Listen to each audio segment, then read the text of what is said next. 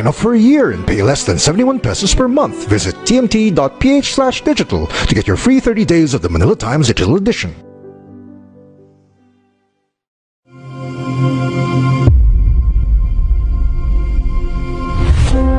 What is our time on earth for? Blessed are we in lands of rich greenery, full of life and opportunity, where our responsibility is to make time. The time to lead the way for prosperity. The time to lead the way for society. The time to lead the way for Mother Earth. We make the time to do the right thing for a future that's fully inclusive and to leave no one behind. To share the prosperity for greater unity in our diversity. To elevate society by bridging the financial divide with easy access to financial facilities for all. Make time to innovate for humanity. Our solutions and initiatives are investments in a future sustainable for each and every one of us. Everything that we do and stand for is for humanity. For when we humanize how we do business, we're continuously making time for good a reality.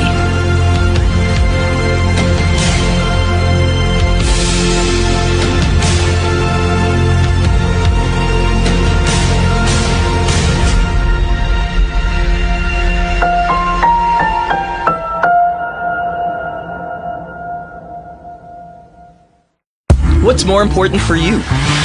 Completing your to-do list or your shopping list? Yes! Finally! Wow naman! Getting all the likes? Or what you actually like? Whoa! You the man! I know, right? Is it making sure everything goes according to plan? That's the plan. Boom! Sold! Or is the plan not to have one? Bahala na. Is it more important to live the life you've always wanted? Uh-huh. Sarap naman. Or to just live in the moment? Deserve. Whatever your choice is, know that it's important for us too. Because at Maybank, we'll help you achieve it however you want to.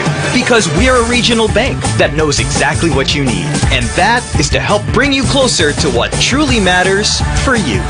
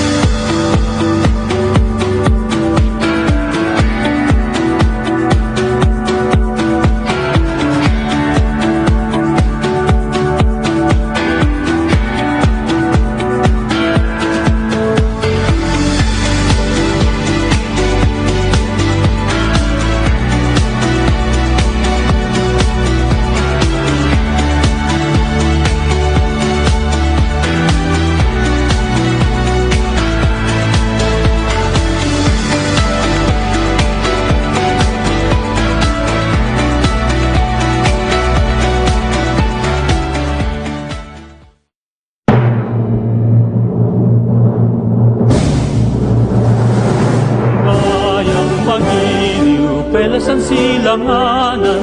Alam ng puso, sa dibdib mo'y buhay. Lupang hinirang, duyan ka ng magiting. Sa manlulubi, di ka pasisiil. Sa dagat at bundok, sa simoy at sa langit mong tughaw. May dalagang tula at awit sa paglayang tinamahal. Ang kisap ng watawat mo'y tagumpay na nagniningning. Ang bituin at araw niya kailan pa may di magniningning. Lupa ng araw ng walhati ng sunta, buhay langit sa piling mo. Aming ligaya na pag may mga atin at mamatay ng dahil sa'yo.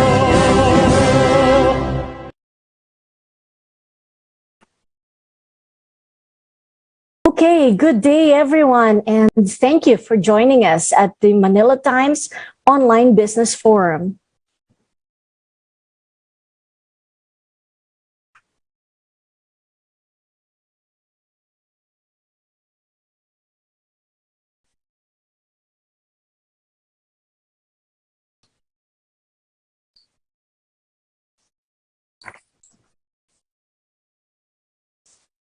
Today we take part in the Philippine annual celebration throughout March of National Women's Role in History.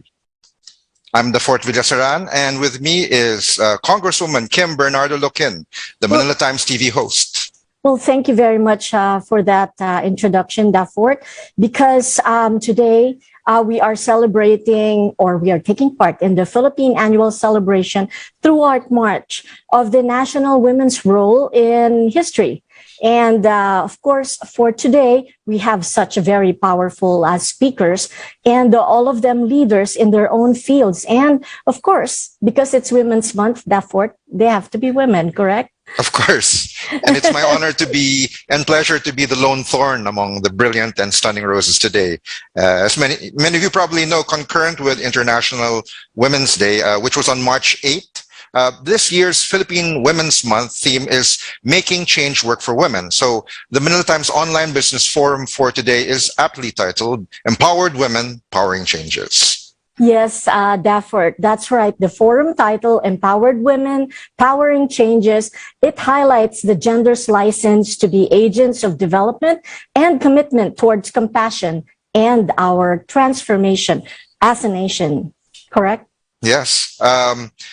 It would be a very opportune time to perhaps introduce our brilliant and stunning agents of change. I mean, aside from you, Congresswoman Kim.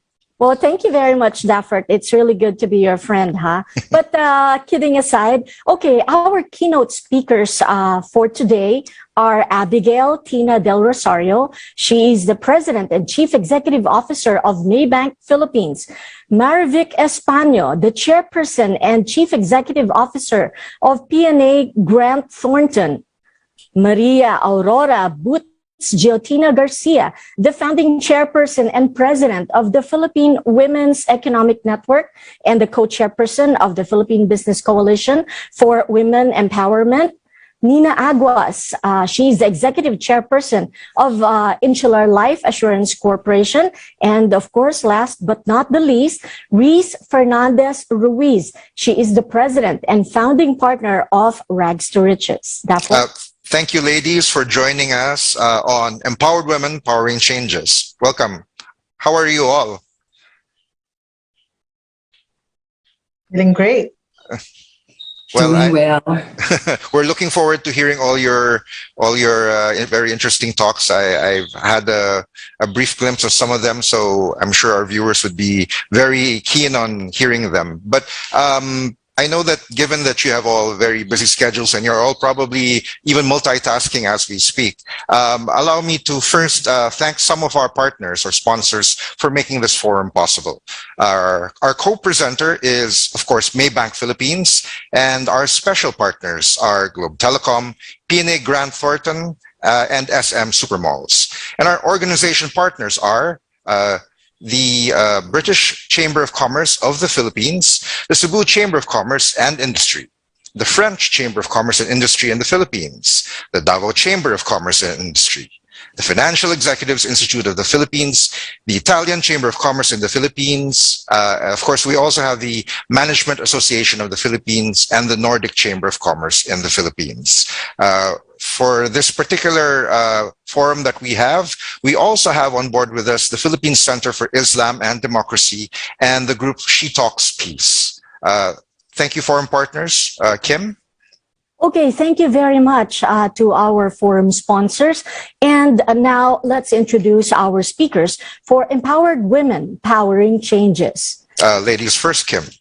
Thank you very much. Our first speaker is Ms. Abigail Tina M. Del Rosario. She was formally appointed as the first female president and CEO of Maybank Philippines in January 5, 2022. Her main role is to provide overall leadership in managing all aspects of the bank's operations to ensure that the bank meets its short-term and long-term goals and objectives, complies with its policies and prudential regulatory requirements, and maximizes its return to stakeholders. So, ladies and gentlemen, I present to you our first keynote speaker, Maybank Philippines President and Chief Executive Officer, Abigail Tina Del Rosario. The screen is yours. Thank you, Congresswoman Kim Bernardo Luquin, for the introduction. Good morning, everyone, my fellow women in the panel, Ms. Nina Aguas, Marivic Españo, Ms. Riz Fernandez Ruiz, and as well as Ms. Boots Jotina Garcia. Our host, of course, the fourth, Willie Sirin, the only thorn amongst the roses, and Kim Bernardo Luquin, of course. Congratulations to Manila Times in its strong commitment to journalism and innovative endeavors such as organizing forums like this that showcase the best of the Philippines, in this case, the Filipina. Thank you to President and Chief Operating Officer Blanca Mercado for including me in this roster of esteemed Filipinas who are roaring. Our forum's theme, Empowered Women Powering Change, is a very appropriate celebration of the International Women's Month of March. This is one positive reminder that the women's rights global movement is continuing to break new grounds since the revolution phases ignited. In 19th century, when it started, and in 20th century, where suffrage was a key feature, in the 1960s, sexual revolution, and in the 1990s, feminism. We're happy that history has recorded Philippine feminism and women's movement in the Philippines, a tribute to Pora Villanueva Calao of the Association Feminista Elonga, which started the struggle for women's suffrage in 1937, while Concepcion Felix de Calderon, a social worker active from 1905 to 1940, is the first Filipina feminist. Not to be forgotten are the legacies of Doña Teodora Alonzo, of Dr. Jose Rizal's mother, and Gabriela Selam, of course, the first female leader of the Philippine Revolution. In contemporary times, we are proud to have had two female presidents of the Philippines who represent our collective force of powering change, the late President Corazon Aquino and the former President GMA or Gloria Macapagal Arroyo. I'm not sure now who will succeed or the next president. So the Filipino women may be considered as one of the most advanced vis-a-vis the women in other countries and in the areas of academic, professional, politics, and legislation. The Philippines is the only country in Asia to have closed the gender gap on both education and health and is one of the only 6 in the world to have done so. So moreover, the Philippines scores on political empowerment continues to improve with our economic indicators such as estimated income, labor force participation, and income equality. The Philippines is the only country in the world where women have parity to men in senior management roles. And you can attest, given the panel right now, right? So the Philippines is one of the few countries in the world that has adopted the GAD or the Gender and Development Policy Budget that requires all government agencies, including local government units, to utilize at least 5% of their respective total budgets for programs, activities, and as well as projects that address the needs and uphold the right of women. We also have the National Commission on the Role of Filipino Women, or the NCRFW, established on 7 January 1975 to serve as an advisory board to the president. Among its mandate is to review, evaluate, and recommend measures, including priorities to ensure the full integration of women for economic, social, and cultural development at national, regional, and international levels. It is also mandated to ensure further equality between men and women. While women's labor force participation rate is close to 50%, our rate is still lower than that of men. Compared with our neighbors in the region, the Philippines has the highest percentage of female professionals and technical workers. The Philippines is the only country where women have parity to men in senior management roles. Empowered Women, Powering Change for Diversity, Equality, and Inclusion is one platform where we can earn the seat at the table, okay? So women leaders need to roar to earn the seat at the table. We talk a lot about having a seat at the table when we discuss women influencing or deciding upon company strategy. The question is, what does having a seat at the table mean, really? In theory, it should mean that the person at the table gets the same opportunities as everyone else to listen, share, define, and influence, and without retribution. Unfortunately, the seat is really not at the table, but at quite a distance from the table. So the 2-year global pandemic's unprecedented impact on the industry transformed many aspects of the corporate world, with qualified women presented in more and better opportunities than ever before. Finally, women's roar has become louder and influential in creating change. I am proud that Maybank has been leading and living its mission of humanizing financial services for the last 25 years now in the Philippines and 60 years around the world. This is more significant as diversity, equality, and inclusion, or DAI as we call it, provide strong pillars of the bank's operations and employee engagement. Women empowerment is at the core of our DEI, as Maybank's values, TIGER, which is teamwork, integrity, growth, excellence, relationship building, uplead the bank roars to lead our target market segments and to attract the best talent. So with Tiger as my zodiac sign, I roar for a good reason, which is actually the year of the tiger, right? 2022. So in my 30 years of experience, and that shows my age now, with the banking industry, I have been in the company of qualified women who roar and make a difference in the organization. I am sure that all of our women panelists right now, they also roar. And we roar because women bring a great range of perspective and expertise. We are fearless in voicing our opinions and in building our own path to success and unprecedented growth. We are ready to leap into the unknown, armed with an unshaken belief that we possess the power and the capability to create success for ourselves and for others. Women are better leaders during crisis, and it has been reported that women have done a better job leading during the COVID-19 crisis across industries. According to an analysis of 360-degree assessments conducted between March and June of last year, women were rated more positively on the 13 of the 19 competencies that comprise overall leadership effectiveness. Women leaders are able to pivot easily, emphasize employee development, even when times are tough. They display this honesty and integrity. They are sensitive and understanding of the stress, anxiety, and frustration that people are feeling. Actually, I had a freak accident last year in the midst of the pandemic, but after my medical procedure, I had online meetings from my surgery bed, from my wheelchair with crutches. But of course, it's completely dressed up and always with the makeup on, right? So as a mother, I have to cook on weekends. I have to attend to my children's needs while preparing for the board as well as MANCOM and other meetings. But we're happy that time has come perfectly. Women are being attributed as capable to power change with 4 good reasons. First, the value of women as leaders is increasingly being recognized. Second, more opportunities are opening up for women to take on leadership roles.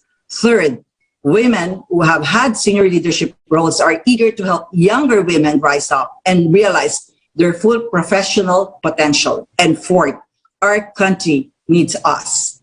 Let's start with the first of those reasons, that the value of women as leaders is increasingly being recognized by men. So in 2018, Singer Folkman study of 62,790 leaders from around the world, women were rated as being significantly more effective than males. Can I hear a big round of applause for that? So our top competencies are: we take initiative and resilient. We practice self-development. We also drive results. We display high integrity and trust. The competencies were at par with men are collaboration and teamwork, connects to the outside world, and communicates powerfully and prolifically. So women excel at integrity, taking the initiative, and getting the job done. That, I suppose everybody would agree, right? So we are keen to improve our capabilities. And when the chips are down, we show resilience. And when it comes to teamwork, communications, and making connections with the outside world, we are just as good as men. So in 2018, Warren Buffett said that one of the things he was optimistic about in America was women entering the workforce and the doubling of the talent that is effectively employable in that workforce. So the International Business Information Services company Standard & Poor's in 2019 Global Market Intelligence Report found that firms with female CEOs and CFOs have introduced superior stock price performance compared to the market average. So in addition, firms with high gender diversity on their board of directors were more profitable and larger than firms with low gender diversity. Now, let's move to the second. Why Filipinas are powering change. More opportunities are opening for us, in fact. So check out the trends in the US. In 2018, 200 women made up of at least 21% of the board members of S&P 500 companies, and then 5% CEOs. As of June 2021, there was an improvement. In fact, women held 25.6% of the board seats at the 3,000 largest publicly listed held companies in America and 8.2% of CEO roles. It is expected that by 2025, women will hold 15% of CEO roles.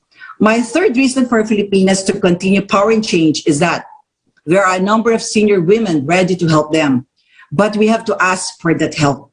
I'm sure that most of us have corporate group women leaders and senior association executives to learn from. Stop being shy. You speak up. Claim your worthiness. Claim your rightful place as a leader.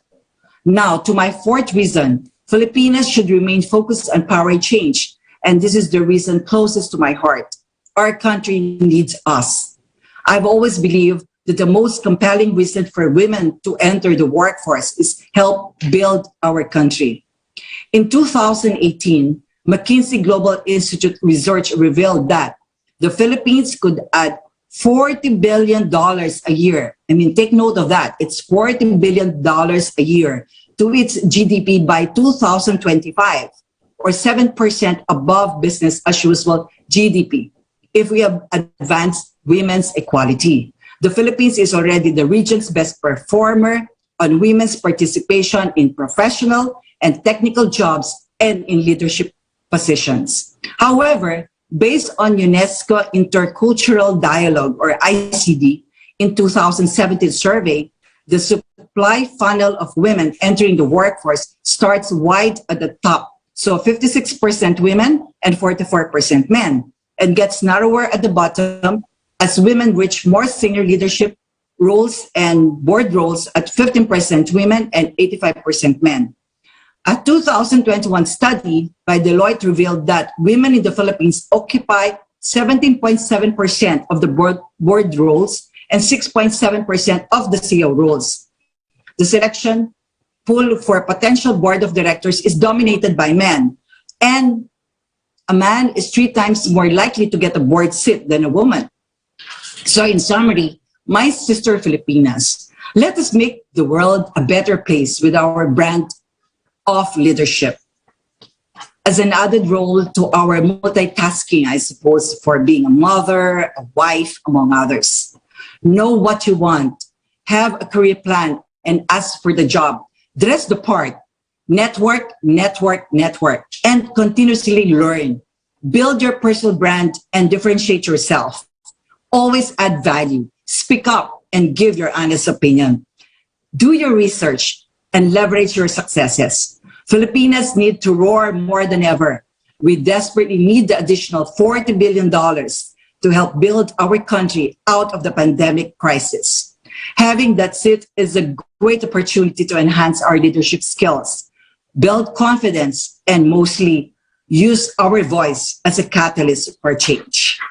Thank you.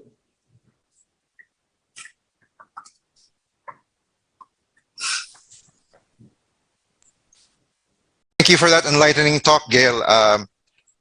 I understand you prefer to be called Gail, if it's all right, if I might call you that. Yes, yes. Yeah, everybody calls me just Gail, even in the industry. I understand, or rather, I imagine that if you were to roar, people in the office will listen very, very, very nicely. But I do wonder, do you also roar at home? Oh,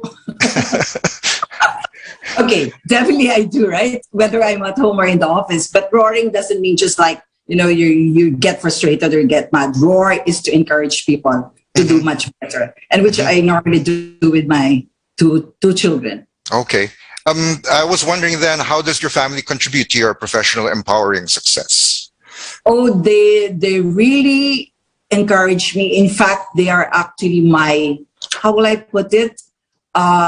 They are my supporters all the way. So 60 years ago, in fact, when I was born, my family must have introduced me to women's liberation unknowingly, which, okay, apparently for everyone to know, I'm actually Kapampangan. So basically, my mother was a strong woman, being the commander-in-chief at home, of course. And then my father was pursuing his career as well. So I grew up with her as my tutor, my dictator, coach, comforter, and of course, it's from her that I learned how to cook, in fact. So my education brought me to strong-willed teachers and coming from the University of the Philippines. So women rolled like men in the street, like where basically that's what we do. Corazon Aquino as our president when I was starting my career, in fact, in the world of work. I used to be a flight attendant, okay? So prior to that, I came from the grassroots. I was a bank teller, and then I became a flight attendant. And then eventually, I went back to banking. And actually, I earned my good seat at the table of Standard Chartered Bank. And the president then was Gloria Macapagal Arroyo. Okay, all of these spaces in our generation gave me the challenges and opportunities as a woman. So I have been blessed with and married before. No, I'm not separated. Okay, so basically, my Just to clarify. passed away. So I'm actually my husband passed away years back. So anyway, I married a brilliant man of character. He was very simple, yet he was very proud of me. He has a great sense of humor. Yes. My children. Yeah, and my children, actually, they grew up with the tiger characteristics as well. So for a good measure, they are both successfully pursuing now their own careers. And love, pride, passion, I consider this as my family's essential contribution to my character values that I have brought to my professional front. It looks like the answer is you're sandwiched by success, thanks to your family, the ones that came before you and the ones that come after you. So actually, there's quite a number more questions I want to ask and follow up, but please do stay on, Gail, till the other four ladies are done, and we shall be fielding questions at the open forum toward the end. So for now, thank you, and it's time to introduce our second speaker. Thanks, Support. Okay. Our second speaker is the chairperson and chief executive officer of Punong Bayan and Araulio, or PNA Grant Thornton, a member firm with the International Limited Company and one of the Philippines' leading professional services firms, providing audit, accounting, advisory, and tax services. So Maria Victoria, or Marivic Españo, is a Philippines certified public accountant and a certified management accountant. She is also an associated certified coach of the International Coach Federation and is recognized by the Philippine Professional Regulation Commission as the 2020 Outstanding Professional in the Field of Accountancy. So, ladies and gentlemen, I turn over the screen to Marivic España. Welcome. Thank you, the fourth, and good morning to all my co-presenters this morning and all the viewers and listeners who are joining us today. Interesting talk by Gail earlier. It made me think whether I am like a tiger, do I roar? But I think I'm more of a dragon. I don't roll, but I breathe fire.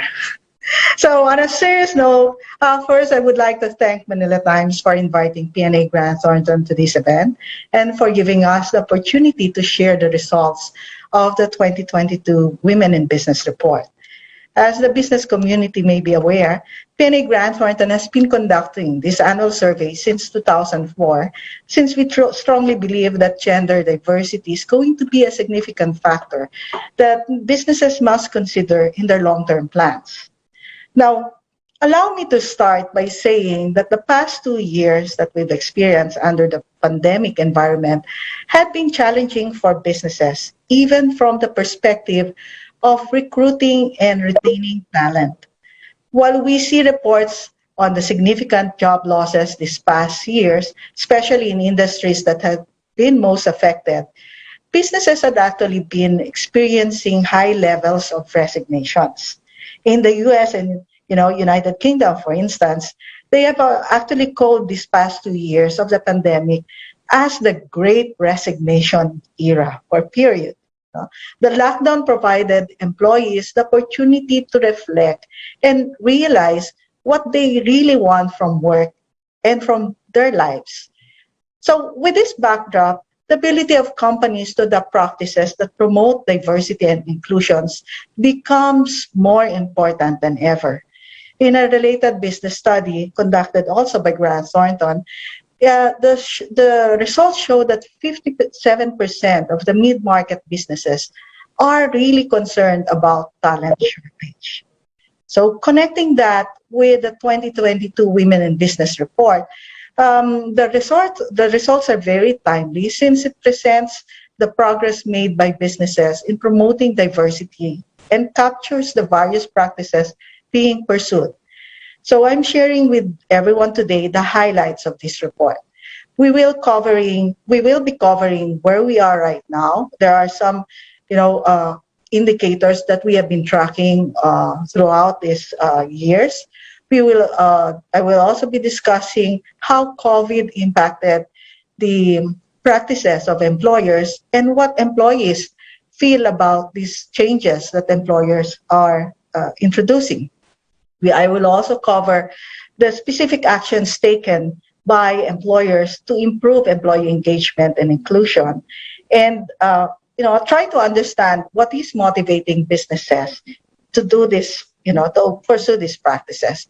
And finally, I would like to share, some factors, some indicators that companies are seriously tracking to understand how successful they've been in this endeavor.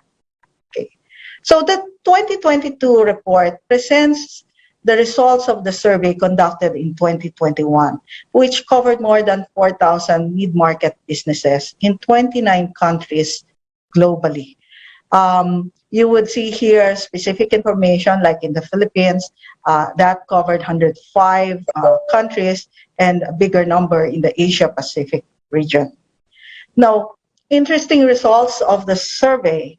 The good news is that there is an improvement in the percentage of women occupying senior leadership role globally.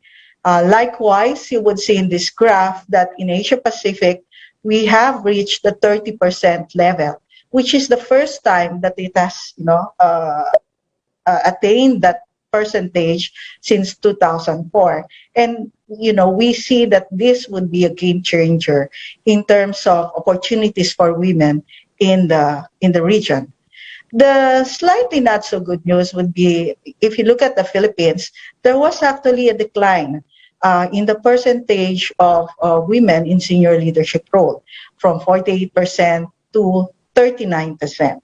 There was also an increase in the percentage of businesses in the Philippines with no woman in senior management role. Last year, that was just 3%. Now we are seeing 6% based on the 2021 survey. Now, moving on, despite this, seemingly decline, we are happy to see that the survey still shows the Philippines ranking fourth globally in terms of the percentage of women in that particular role. And we also see, as I will share with you later on, that Philippine businesses continue to support initiatives to promote inclusivity and gender parity in the workplace, even during the pandemic times. Now, if you deep dive into the data, you would see that while there is a decline in the percentage in 2021, looking at the moving average past 3 years, so sometimes there are factors that would influence this decline or increases. But I think what is more important to look at would be the 3-year moving average. So if you look at the 3-year moving average from 2019 to 2021, you would see that the Philippines is still at 43%. That is higher than the global 3-year moving average of 31%. In fact, if you consider this 3-year moving average as the basis, the Philippines would be on the top of the list among the 29 countries surveyed. Okay, so having that general picture, where are the women leaders? What kind of roles do they play? And has this changed during the last 2 years? So you would see in this graph that for most of the positions, there was actually a decline in the percentage of women holding such position. However, while there is a decline in human resources, that particular area remains to be the field where the percentage of women in senior leadership role remains to be the highest. Okay, notable to highlight is the increase in the increase in the percentage of women in the positions for the chief financial officer, the CFO, that grew from 35 to 41%, the CIO from 20 to 23, and the CMO from 20 to 24. So quite interesting shift, I guess, in this function or area of expertise. Now, when we try to analyze the results of the survey and try, in the attempt to find out why was there a decline in the Philippines during the pandemic, we believe that this can actually be explained by the fact that women leaders in our country are usually found in the industries that were most affected by the pandemic. These included tourism, hotels and entertainment, media, education, and several personal services businesses. Moreover, in the past, I've always been asked, why is the percentage of women in senior leadership role high in the Philippines? I have to recognize that in the Philippines, we do have this special support that we get from our relatives or kasambahay, and that helps us manage the multi-dimensional challenges that women leaders still have to carry outside of work. Now, during the pandemic, there was a change in the situation. We observed that women lost the support coming from their live-in relatives and their kasambahay. A number of them went home to their provinces or to their own homes due to the fear of the high infection rate in the urban areas or the need to take care of their own families. So during the pandemic times, you can see, working women really doing a lot of multitasking. A third factor that could have influenced this is the change in the situation at home, especially the children. Since classes were conducted virtually, children needed the support of their parents to cope under this new learning environment. I've heard some friends that suddenly, they're in IT, but suddenly they became kindergarten teachers all over again because they cannot just leave their children to cope with this new environment. And usually, under our setup, it is the mother who takes on this role. Okay, so choices have to be made, even if temporary. I'd like to believe. Now, the survey also asked the respondents their views on the changes being made by their employers. I know that there have been several, events, forums where employers express what they've done to cope, to help their employees cope with this new environment. Now, the employees covered by the survey agreed that the new ways of working that had been introduced during the pandemic times will create a more inclusive environment for female talent.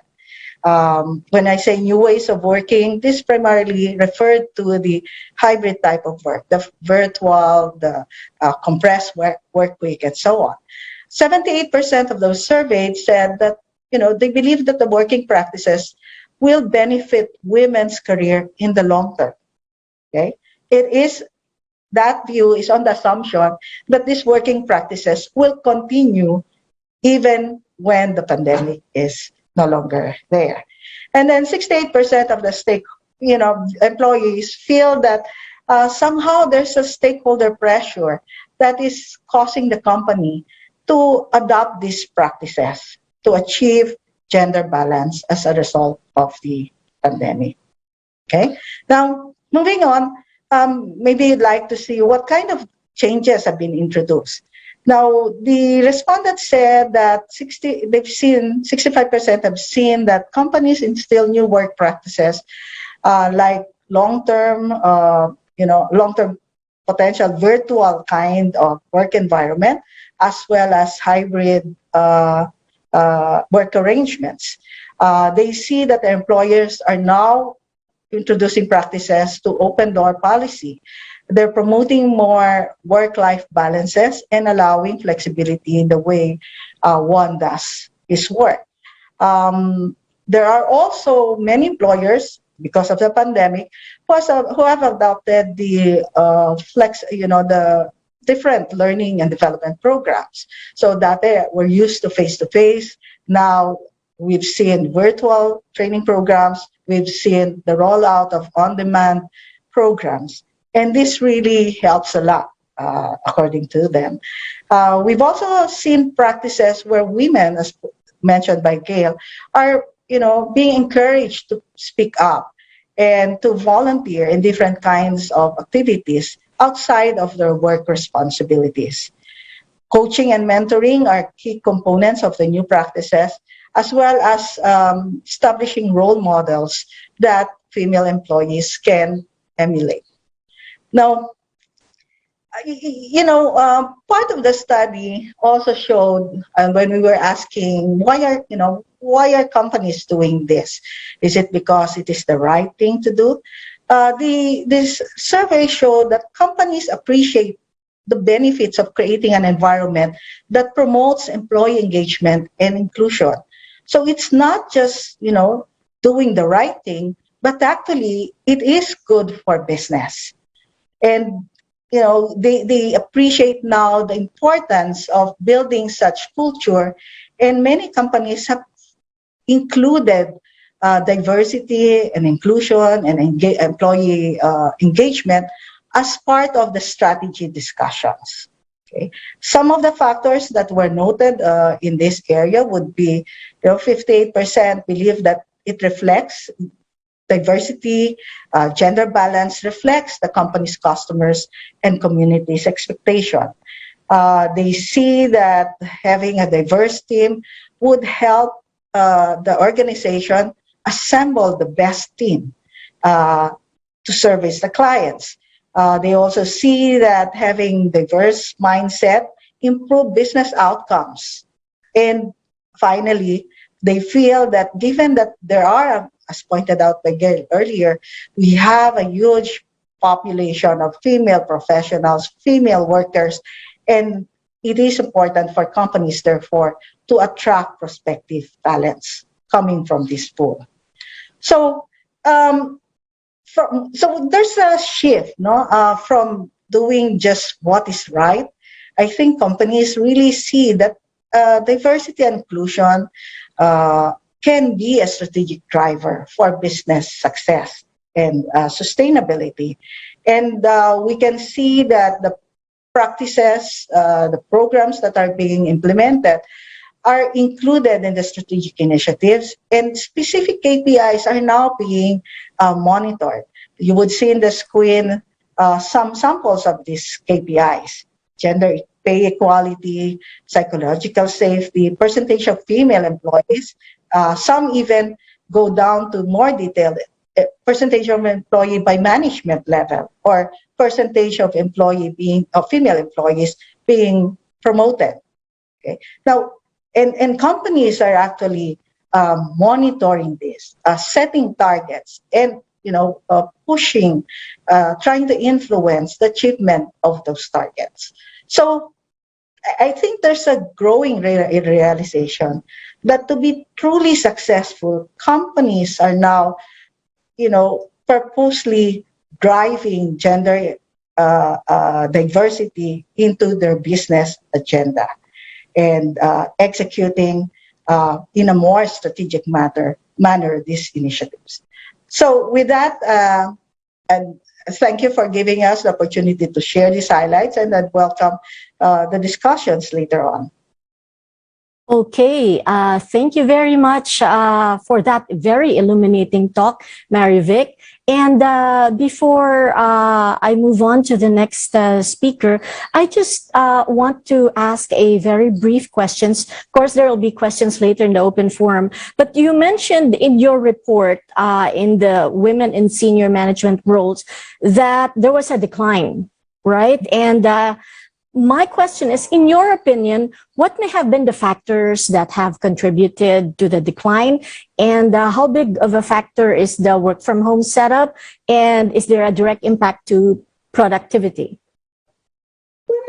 I mentioned some of the factors that, based on an analysis, may have contributed to this. The specific industries that women are found, the loss of the living relative support, Yes. as well as the adjustments needed for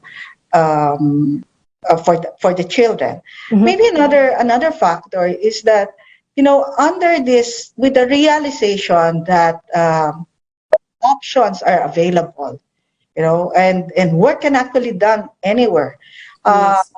Employees have seen that there are opportunities for them to do work even outside the Philippines, if you think about it, right? So Correct. why do you have to be in the Philippines to be, let's say, a financial consultant to a firm in the US? Pwede, right? And because it's working. So those options, likewise, may have opened the doors for people to be more, selective in their choices, because there are many out there. Okay, so that's actually a wonderful opportunity, if I may add then, because it opens more doors for more opportunities, not only for women leaders and for women who are in senior roles, management positions, but for everyone as well, right, Mary Vic? Right. You're definitely right, Kate. Okay, so once again, we thank you very much for that talk, but please do stay with us later, because there will be an open forum, and this will also give a chance to all of our watchers right now to field some questions for you. So thank you once again. Okay, so we move on to our next speaker. Our next speaker is a professional, has started her career at Sisip Gores Velayo and Company, or SGV and Company. and is a member practice of Ernst & Young Global Limited, where she headed the Global Corporate Finance Division. She is currently the president of Madeo Consulting Incorporated, a company providing business advisory and corporate finance services. And our next speaker had also served as a consultant to business and government for over 40 years in corporate finance, and has advised clients on project development, packaging, structuring of projects, identification of potential funding sources, and a whole lot more. So this woman certainly wears many hats. Ladies and gentlemen, I give you our next speaker, Maria Aurora Butz Giotina Garcia, the founding chairperson for how do you call that then? Philippine Women's Economic Network, or PWEN. That's actually an easier way. Welcome, Butz. Thank you, Bianca, and good morning to all, and happy Women's Month. There was a lot of talk about tigers and dragons. I happen to be both, so I'm not sure whether I double role because I'm both a Leo and a dragon. But kidding aside, I'd like to thank PhilWen, and I'd like to thank the organizers for inviting PhilWen and PBCW to celebrate this event together with other allies in the workplace, gender equality, and women empowerment space. So I was tasked to talk about policies on gender equality and how the public sector, with the help of businesses, can protect women in the workplace. Over the years, the advocacy for gender equality and women empowerment has gained much ground. Around the world, women stood up and spoke about prevailing issues such as the gender pay gap and sexual harassment, and many did so at great personal and professional risk. Movements were monumental, starting with the wave of women's marches, such as the #MeToo, #TimesUp, which raised the battle cry about equality. So we're now in 2022, and the advocacies still continue to rise and challenge the status quo. All of us have been witnesses to change and later on progress, whether in legislation or in workplace practices. We all shared our wins, and we continue to genuinely seek and accelerate women's equal participation at all levels and in all spheres of life. So the country is known to have significantly closed the gender gap in areas such as health and education, according to World Economic Forum's Global Gender Gap Report. We also committed to attaining the UN Sustainable Development Goals, or UN SDGs, by 2030. Among the 17 global goals is SDG 5, a global goal to achieve gender equality and empower all women and girls. And even before the adoption of SDGs, commitments for action were established in numerous UN resolutions and international instruments dealing with human rights. The country ratified the Convention on the Elimination of All Forms of Discrimination Against Women, or CEDAW, in 1981, a human rights treaty adopted by the UN General Assembly in 1979 that lays down governmental obligations on matters related to any form of discrimination against women in terms of individual rights and freedom. Aside from CEDAW, the Philippines also committed to the Vienna Declaration and Program of Action, recognizing women's rights as human rights, as well as to the Beijing Declaration, which is a landmark document affirming the international community's commitment to the advancement of women. So such achievements reflect a long history of efforts involving women in governance and in society. Well, while laws and policies are in place, institutional and socio-political structures are predominantly present and keep women from attaining full equality. Factors such as discrimination, harassment, unpaid care work, underrepresentation of women in decision-making and leadership positions, and lack of access to infrastructure and services hinder women from maximizing their full potential. On discrimination, women have been denied jobs or hindered from pursuing on the basis of their gender. Common examples include when female applicants are terminated when they get married or start to have children, or when women are asked if they plan to become mothers in job interviews or work evaluations. On harassment, it is estimated that 30 to 40% of women experience some form of harassment in the workplace. Employees who experience such miss out on career opportunities, lose self-esteem, and experience anger and depression.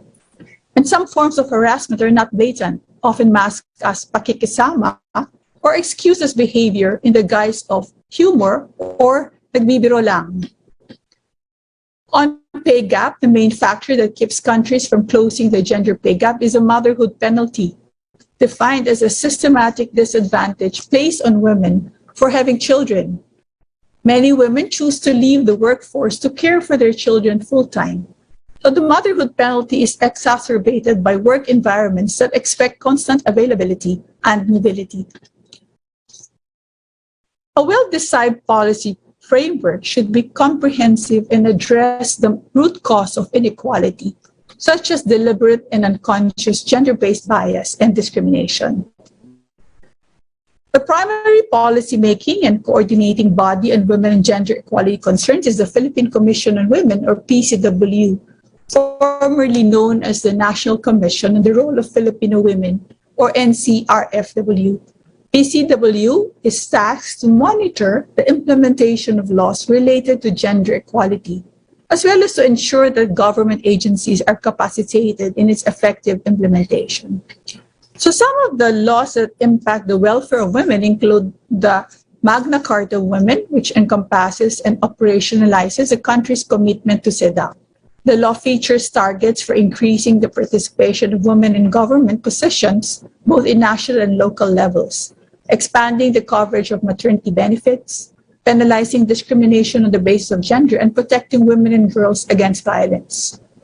The Magna Carta recognizes the necessity and calls for the creation of a work environment that enables women to balance family and career life, and recommends establishment of daycare centers, child-minding centers, breastfeeding or lactation stations, seminars on responsible parenthood, family planning, anti-sexual harassment initiatives, and maternity benefits, and most of which are already covered by specific legislation.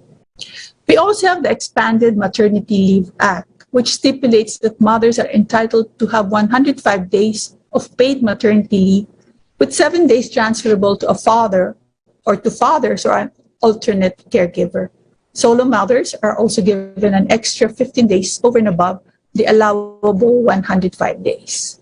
We also have the Safe Streets and Public Spaces Law, also coined as Bawal Bastos Law, which is an expansion of the Anti-Sexual Harassment Act, a law which previously only covered sexual harassment committed by people or authority in the workplace, school, or training institutions.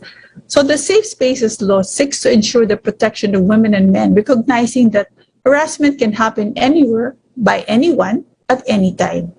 So under this law, a Committee on Decorum and Investigation, or CODI, must be established by the employer to investigate and address complaints of gender-based sexual harassment. Aside from CODI, a code of conduct may also be developed to provide for penalties to be imposed on members in case of non-performance or inadequate performance of functions. A recent development on seeking immediate help: those who find themselves in emergencies can now call the 911 National Emergency Hotline, which is free and available 24/7. So the inclusion of gender-based violence as one of the types of cases for immediate response is due to the alarming prevalence of crimes involving women and children, and the need to set up a more effective and accessible reporting mechanisms. We also have the telecommuting law which institutionalized the rise of telecommuting as a successful alternative work arrangement in promoting workplace gender equality. So in an article I wrote in July 2020, we said that flexible work options, including telecommuting, provide a good baseline in promoting and harnessing women's contributions in business. Dubbed as the future of work, it enables women to balance family and career and helps people meet their priorities. So talking about the private sector contribution, it does have a huge role to play, and not only to say that they will create flexible working conditions for women, but also that they will not penalize women for stepping off that career track if they have to.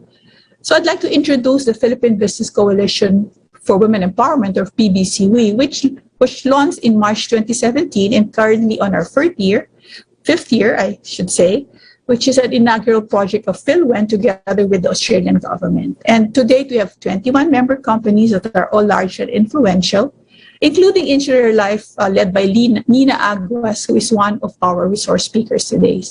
So our members have adopted initiatives that are sustainable, factual, and evidence-based, which have given them a competitive edge in terms of attracting and sustaining the best talent in the market.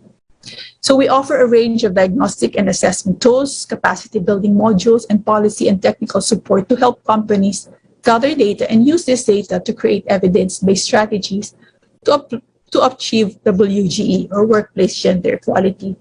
So we have been working, or we work with Spark, one of our member companies in PhilWen, in implementing an anti-sexual harassment in the workplace training program entitled #It'sNotOkay, to raise awareness among senior executives and human resource managers on the issue of sexual harassment, hoping to in the hope of seeking to formalize company HR policies and ensure that there is no place for sexual harassment. We also have a toolkit on flexible working arrangements that can help companies determine the right and effective arrangement for their workforce with time, place, and technique considerations. And we also produce our first publication entitled Closing the Gender Gap, which is a compilation of gender laws and regulations to help companies and organizations protect the rights and promote the welfare of women. You may, if you wish to obtain a copy, you may do so through the email shown on the slide. So let me share, practices of our member companies. Some are progressive in their implementation of their parental benefits. For example, Accenture, as early as 2015, already adopted a 120-day calendar maternity leave policy, which even exceeds the minimum requirement of the Philippine laws.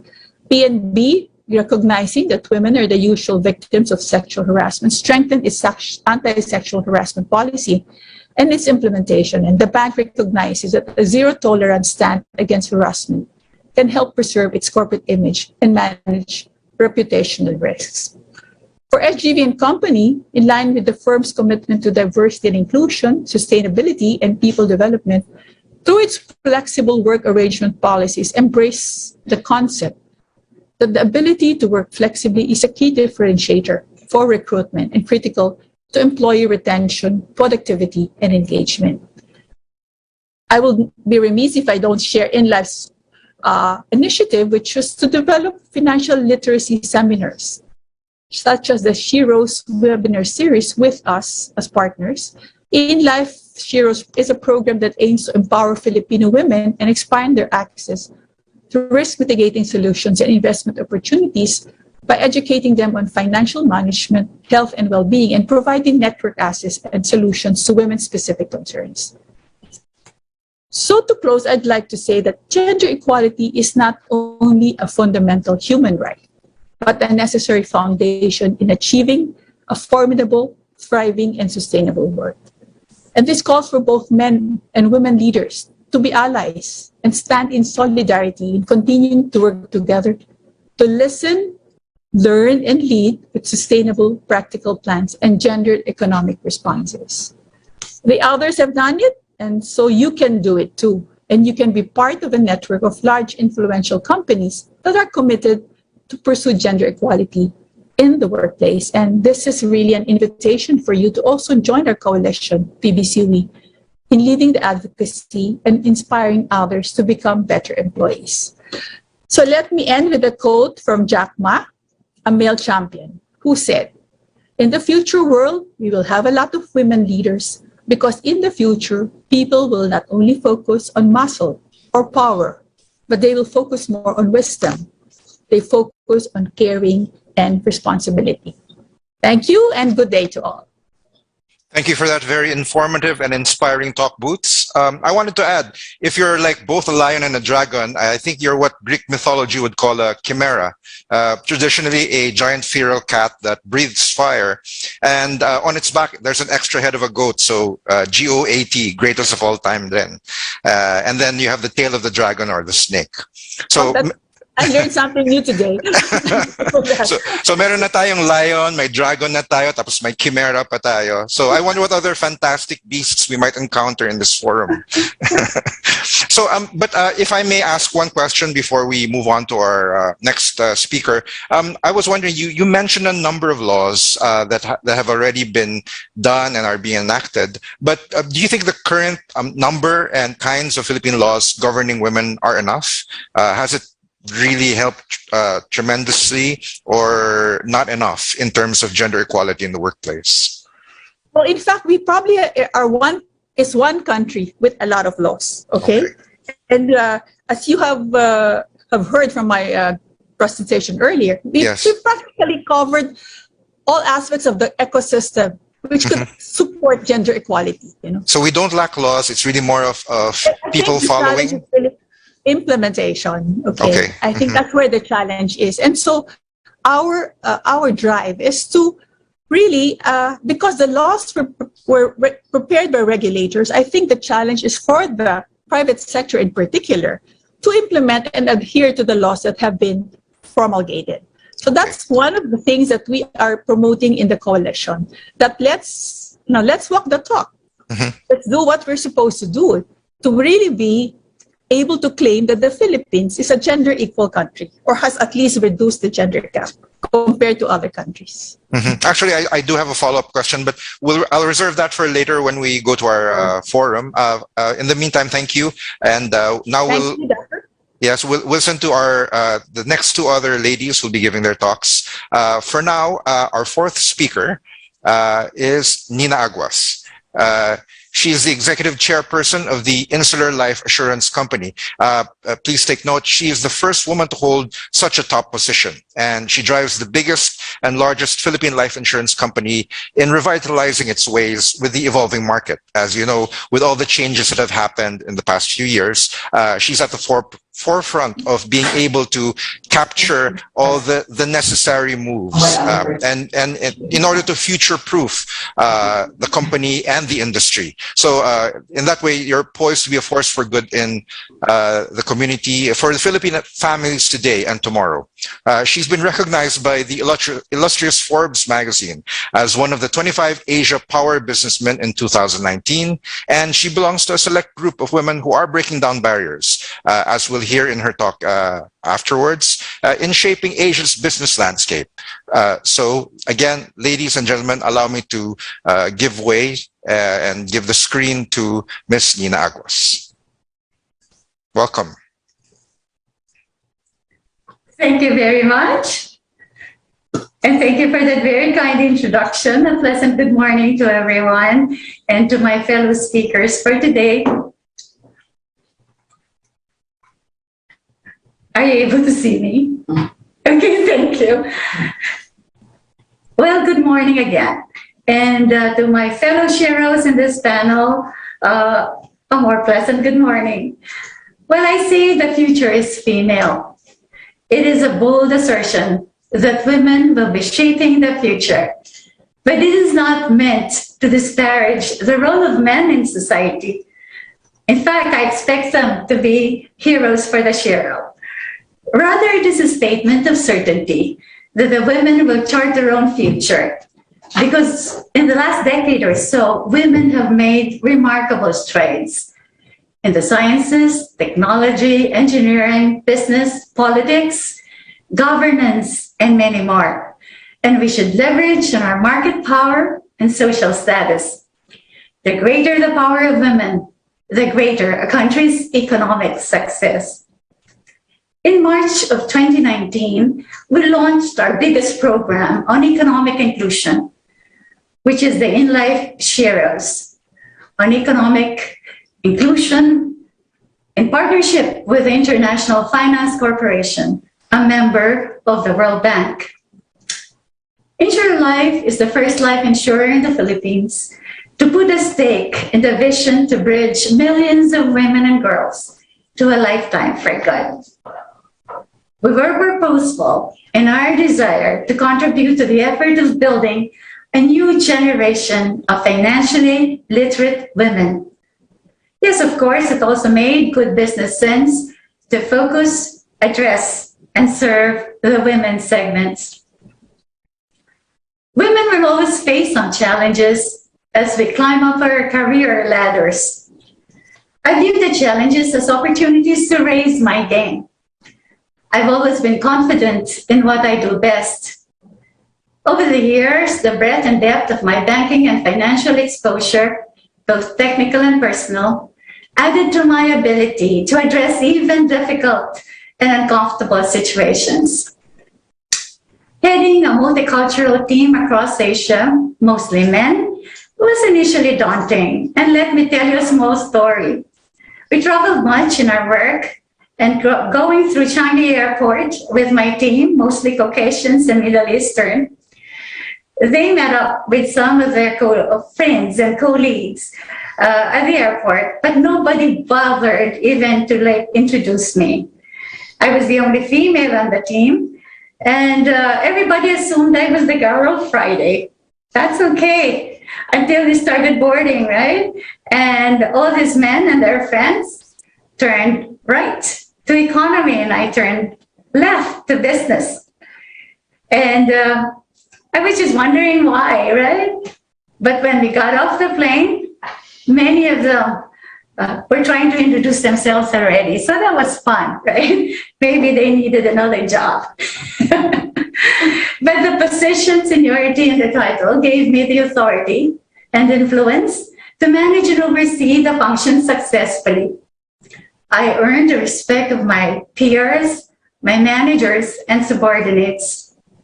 Also in the 90s, diversity was slowly inducted into our organization's agenda, recognizing the intrinsic value of having a diverse point of view to the boardrooms and senior leadership roles.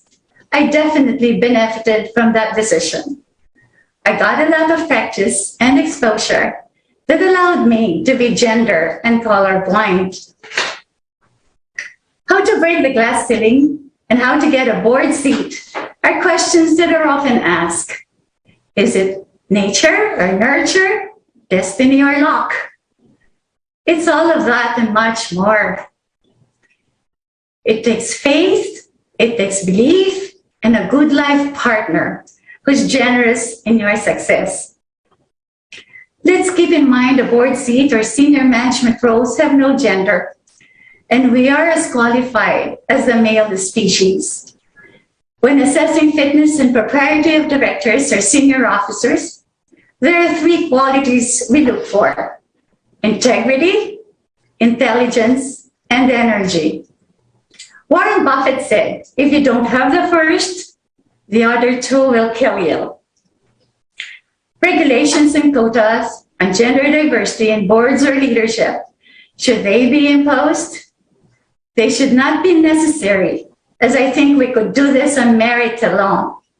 But for now, it's a given. They are needed to open the door wider for women.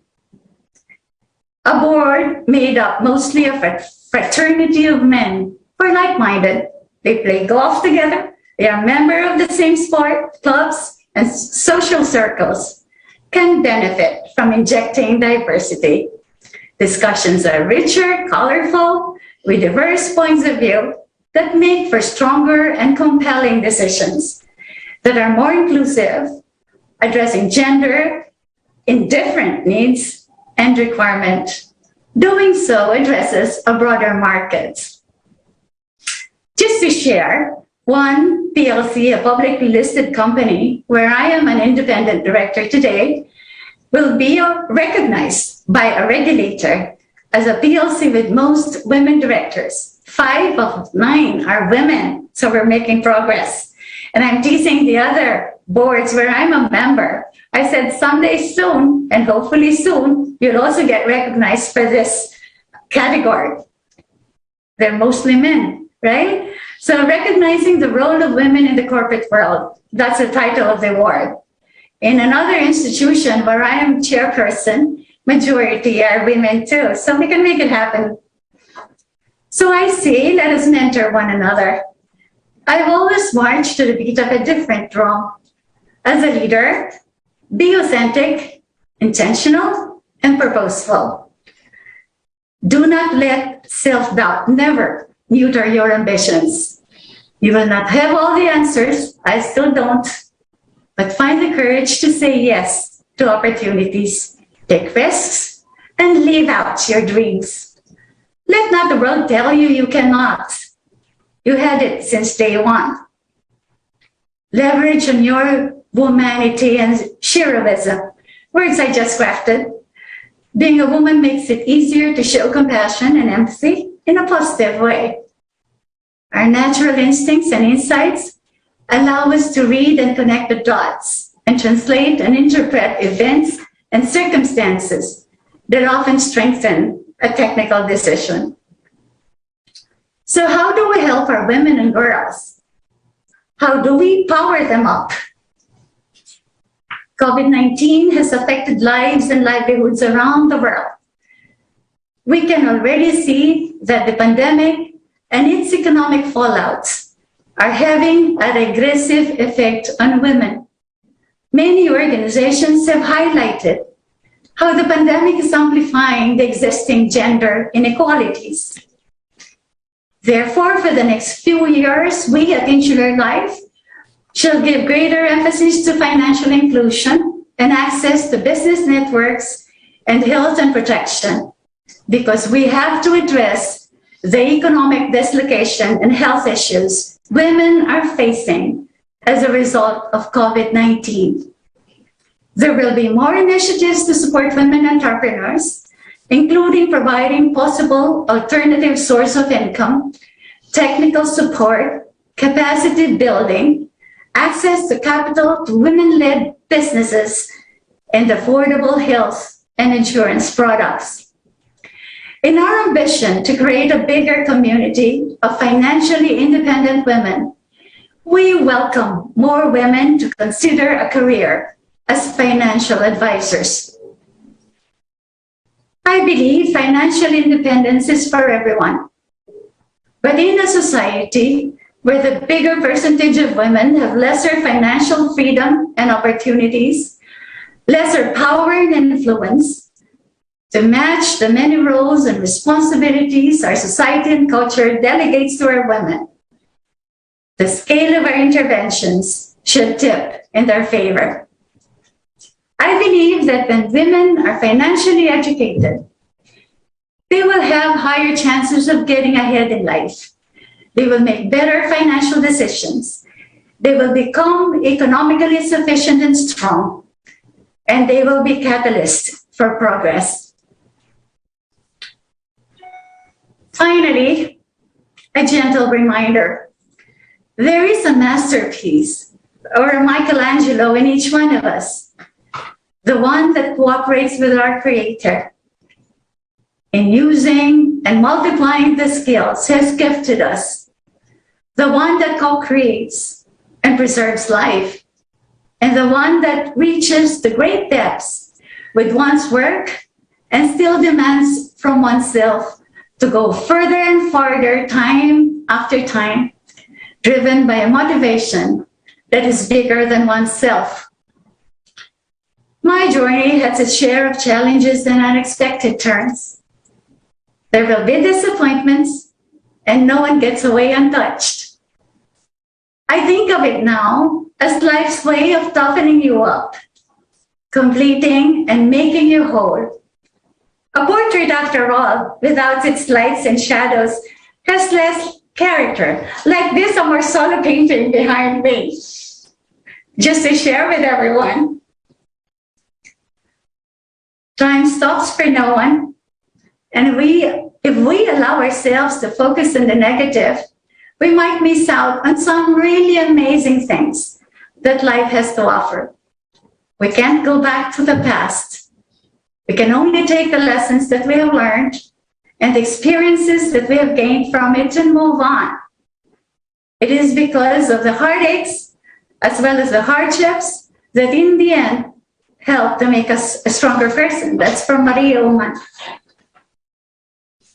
But dear friends, we have our own strengths and values.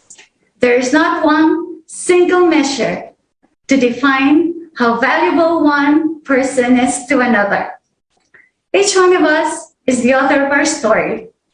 We determine the plot, we choose the characters, we weave the twists and turns, the good and the bad, the peaks and valleys, chapter by chapter. By the end of our novel, hopefully, the conclusion will be our greatest piece of work, our masterpiece. Our masterpiece is a life well lived. Again, thank you and good morning, and thank you for having me. Well, thank you. Thank you very much for that amazing talk, Ms. Nina Aguas. Actually, it was not just inspiring, but very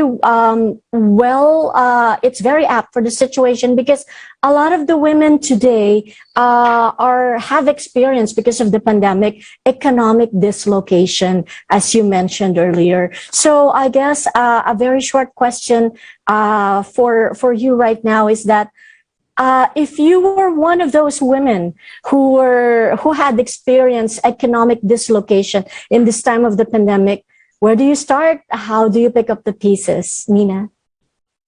Well, first of all, by believing in yourself, no? You have really to take it on and say, this is just a temporary, or maybe not, but I think what we've seen, at least in the last 2 years, that working with some of the small, medium enterprises that are part of our Shiros program, they were quite resilient, and they kept on fighting, and really finding the courage to start all over again. Mm-hmm. We gave them access to, in some ways, to some of the networks that could help them raise capital again. We taught them how to run their businesses more successfully.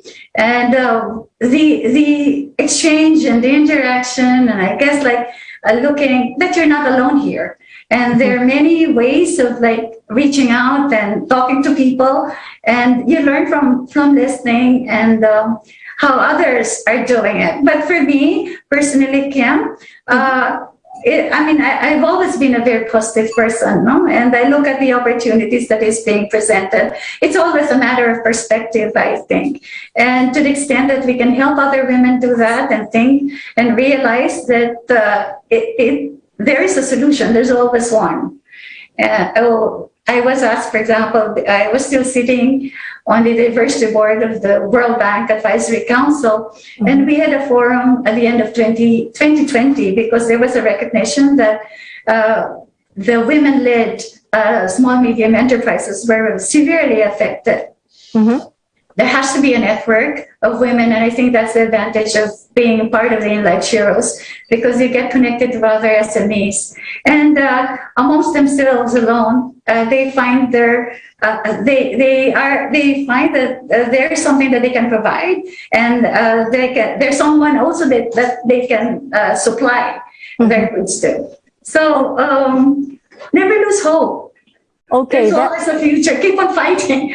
Yeah, I think that would be the best, right? So what you mentioned is courage, and of course, apart from courage, look for other women leaders or mentors, right? So those are called super friends. Okay, thank you very much, Nina, but please do stay on with us, because after our next speaker, then there'll be chances for the open forum for the others to be able to ask you. Thank you very much. Thank you very much, Kim. Okay, so we'll move on to our next speaker for today. Our next speaker is our fifth and final, but of course not the least, right, speaker for today's online business forum. And it is my privilege to be able to introduce her.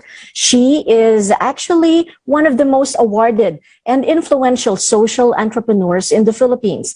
As president of and founding partner of the fashion and design house Rags to Riches, she has earned global acclaim for her enterprise's role in improving the lives of Filipino urban poor artisans through upcycled eco-ethical and sustainable fashion. And she has gotten many awards, including Forbes magazine's 30 Under 30 Social Entrepreneurs in 2014, and the Schwab Social Entrepreneur of the Year 2013, Rolex Young Laureates Award in 2010, among many others. And she is also a young global leader of the World Economic Forum and had spoken at various WEF panels. Ladies and gentlemen, let us welcome our fifth speaker, Ms. Reese Fernandez Ruiz, the president and founding partner of Rags to Riches. Reese? Hello, good morning to all of you. It's such an honor to be with all of you here today and to be invited to be alongside amazing women. So my name is Reese Fernandez Ruiz, president and founding partner of Rags to Riches, or R2R. So I'm going to share with you a little bit of our story before I go into the lessons of women empowerment that we've encountered throughout the years. So 14 years ago, R2R started in Payatas. This in the picture in front of you is Ate Marge. She was a stay-at-home mother who used to weave foot rugs out of scrap fabric to earn extra income for her family. If you're super observant, you can see that she tied a string from her toes to the crib of her baby so she can rock her baby to sleep while weaving. Diba? Sobrang multitasking. But because she did not have access to the market or the raw materials, she would rely on middlemen who would get bulk of the income and leave her with, get this, only 12 to 16 pesos per day. That's per day for weaving around 10 rugs. And she was not the only one affected by this unfair supply chain. There were many of them, and many of them are women, because the rug weaving industry in Payatas and in other parts of the Philippines, actually, usually women are the ones doing it because they can do it from home while taking care of their families, especially when they have younger kids. And they were the reasons why R2R started. So today, we are a fashion and design house empowering community artisans who are mostly women from the Philippines. So for the past 14 years, we were able to provide artisans with fair and regular is a key word here, livelihood, as well as trainings for various aspects of their lives. We have reached different parts of the world and gained loyal advocates throughout the years, and I hope all of you can follow us on Instagram and Facebook. That's Rags to Riches Inc. We have also collaborated with some of the most amazing and generous fashion designers in the Philippines and beyond. So our first designer partner is actually Rajo Laurel. And then we also partnered with Amina Aranas Alunan. And in the photos in front of you, these are the collaborations with a designer from Lisbon, Portugal, and another designer from New Zealand. So we have really collaborated with so many amazing people from all over the world. And we also have a design team led by veteran designer Christian Serra and up-and-coming apparel designer Cheska Federizon.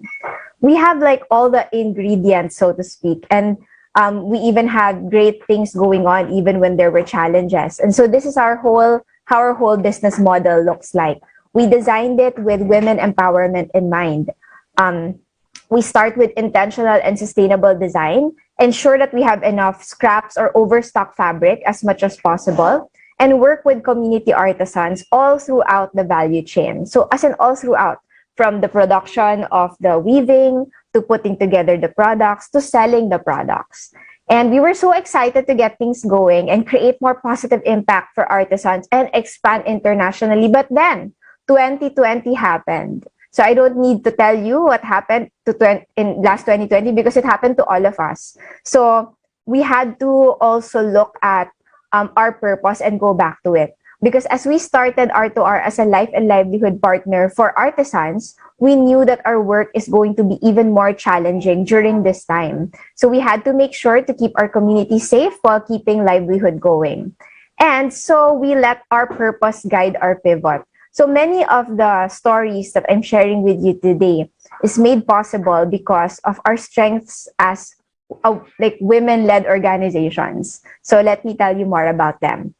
These were the things that we did from the beginning of the lockdown that were guided by our values and culture and strengths as women. This is the short version of the story of how our purpose or our why made every how and the what easier.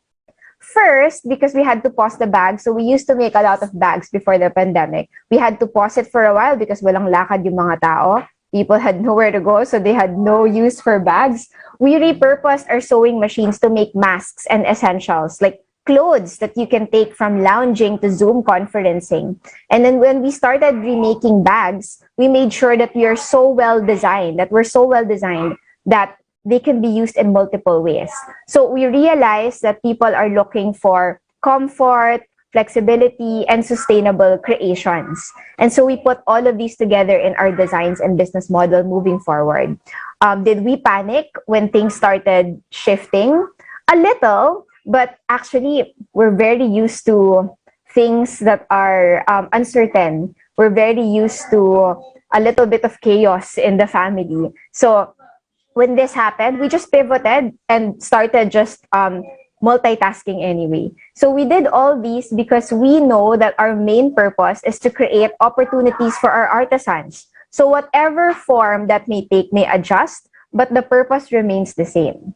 Another factor for our survival was our ability to immediately focus on our online channels because we have been operating our online store for almost a decade now. So the pivot from physical retail to online was not too drastic for us. Our online sales increased by 30% last 2020 compared to 2019. And last 2021, it increased by 150%. And this year, the trajectory is another 150% increase. We even opened our North America online store last October 2020. So while the world was on pause and fashion as an industry was reeling and recalibrating, R2R was able to keep livelihood going. This was again driven by our purpose of creating opportunities for artisans and doing so excellently and innovatively. I'm sure many of the parents here, many of the mothers, in heart or in body, can relate that when your family needs you, when your family needs something, you will do everything it takes so that your family can survive and can thrive even through the difficult times. So we were able to expand like online and build our social media presence even more because of storytelling. And because of our ability to share joyful stories, we were able to foster really exciting and meaningful partnerships with global companies like IKEA. So last 2019, we have been selected as the official sewing services provider of the biggest IKEA in the world, which is in the Philippines. So today you can find us there on the third floor beside customer service, and we can sew many things for you using IKEA fabric, and we can upcycle even the scrap fabric into small pouches or various like totes or other small items. And lastly, but arguably most importantly, we were able to survive and even thrive because of our team culture. So even prior to the pandemic, our culture is quite good because even our culture is intentionally inclusive.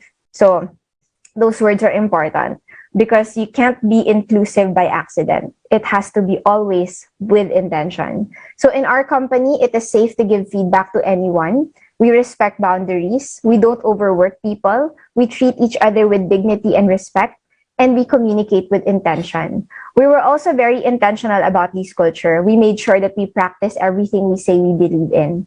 One of my commitments as a leader is to make sure that we over-communicate rather than not say anything at all. So during the height of crisis, the worst thing you can do is stay silent or not show up. So even when the conversations were hard, we made it a point to communicate anyway. We talked to our artisans, advocates, and team members very often. We even formed non-toxic group chats to make sure that we can reach each other. And I also made it clear to everyone that they can still approach me and reach me through any channel. So I'm able to do this because I harnessed my strengths as a woman. Women are collaborative, strong, compassionate, and we are comfortable with communicating constantly and consistently. And these traits are so important, especially during difficult times. This is why I feel quite sad at times when many of us mistake compassion for weakness and soft voices for soft conviction. Actually, women are compassionate but not weak. And many of us may have soft voices, but our conviction is stronger than our tolerance for pain. And trust me, our tolerance for pain is very high. If you're a woman, you have experienced many kinds of pains every month, every childbirth, every after childbirth, and in almost every aspect of our life, there is some sort of pain involved. I also strongly believe that leading by example is very important. I can't just tell people to work hard. I have to work hard too. I can't just tell people to be kind. I too have to show compassion and have empathy. So when things are hard, it is more important to have leaders who do what they say, respect their people and purpose enough to show up kahit mahirap. Actually, sumisipot, especially when it's hard. True leaders and true amazing people inspire other people to do better and be better. So whether it's a family, company, or country, true leaders make everything they touch better. And we are still here today because our team and culture, they're strong. And personally, when things get difficult, I always go back to my why to keep me going. So we are still here because we are inspired and moved by our vision and supported by our strong culture and values. And everything starts with our why. So remember this photo that I showed you earlier? This was of Ate Marge 10 years ago-ish. And pre-pandemic, she actually became one of our top performing star ambassadors, diba? Big change. But wait, there's more. When the store had to close because of the pandemic, we transitioned her to become one of our virtual customer service associates. So she now knows how to navigate around Shopify, Zendesk, Canva, and other tech apps that we use to connect to our advocates. And we were able to do all these transformations in our company and our approach because we're very clear about why we are here in the first place. So we are a life and livelihood partner for our artisans. So whatever happens, we'll pivot according to this purpose. So to all of us here, happy Women's Month. And I hope we remember to make our values our guide in life and our strengths as women we use to harness all of our values. We are doing so much more than just our jobs or our work. We are practicing our values and fulfilling our purpose through doing the big things as well as the small things. And every single thing, kahit hindi mo alam, every single thing contributes to a culture that inspires people to do better and be better. So when we say that we are for equality, that means lifting up those who are marginalized and have been disempowered for such a long time, not just through our words, but most especially through our actions.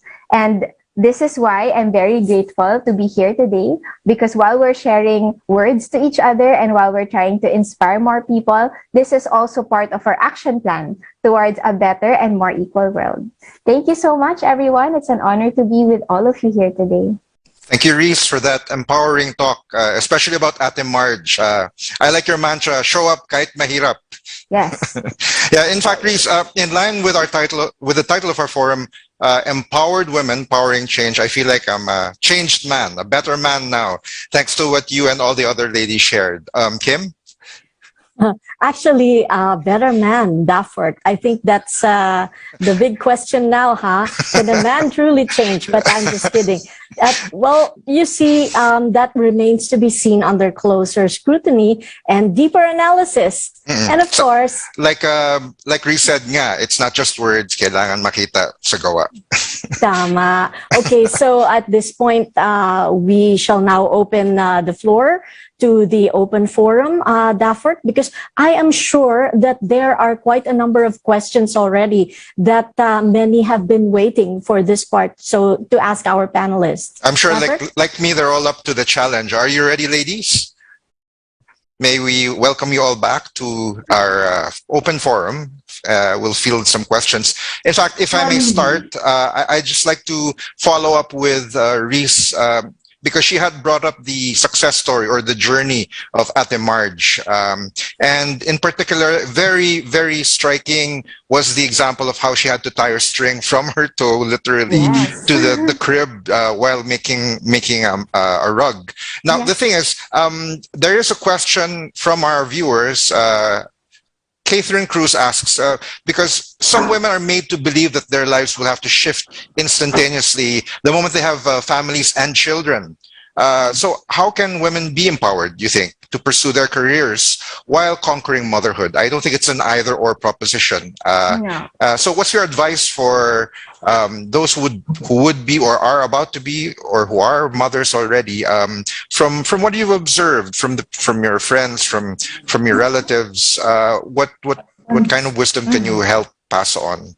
So I think there's just a lot of advice already given to women. I have gotten a lot of advice as well, and I love all of these, and I will blog about this and link them all to you. But for this session, I think I would like to talk to the men because, well, I am, by the way, a mother of 2 boys. So I am making it my life's mission to raise allies and to raise people who will be, here for a better world and equality for all, because honestly, equality is good for everyone. There's like a whole conversation around that, but it will take us 5 hours for the introduction pa lang. So let's not go there. So I'm going to talk to the men. For the men in your life, the men who are listening or watching this, motherhood is very challenging. It's very difficult.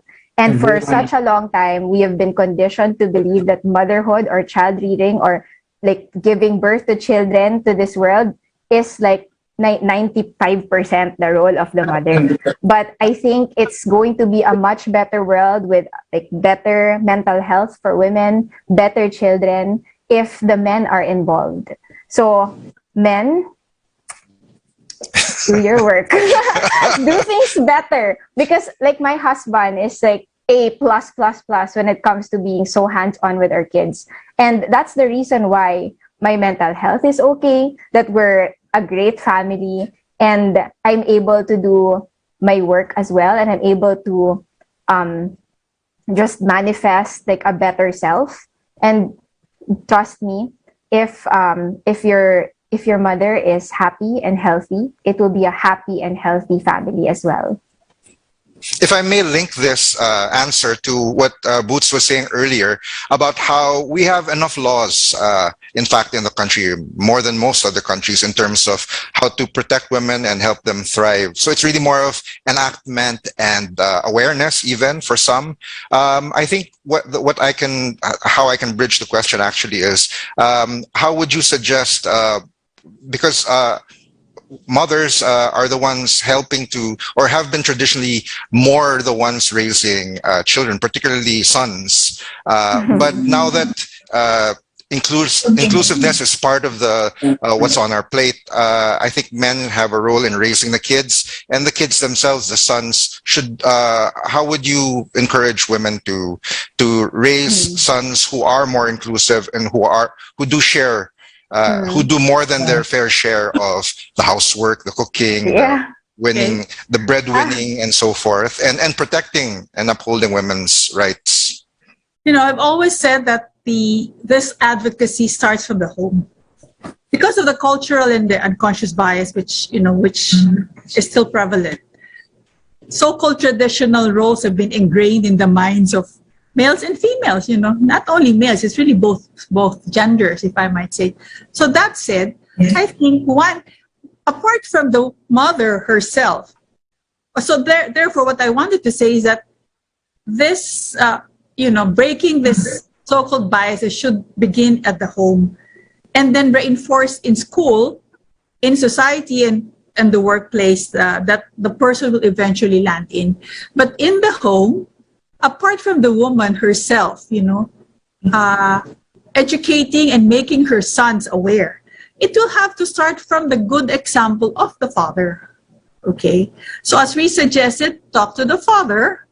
If he's not yet that open-minded about it, then when the father starts demonstrating that he does have a role in home chores, taking care of, etc., then I don't see any reason why the sons themselves will see that if my father does it, then perhaps my conclusion as a son is, it is as much my responsibility when I become eventually, not even when they become a fact, even when they're still living within the home, to take on some so-called female chores, which are, of course, not of course correct, and we don't agree to. Kim, you have follow-up questions? Actually, yes, thank you, Dafford. Because earlier, a lot of our speakers have also talked about the diversity, equality, and inclusion, or DEI, right?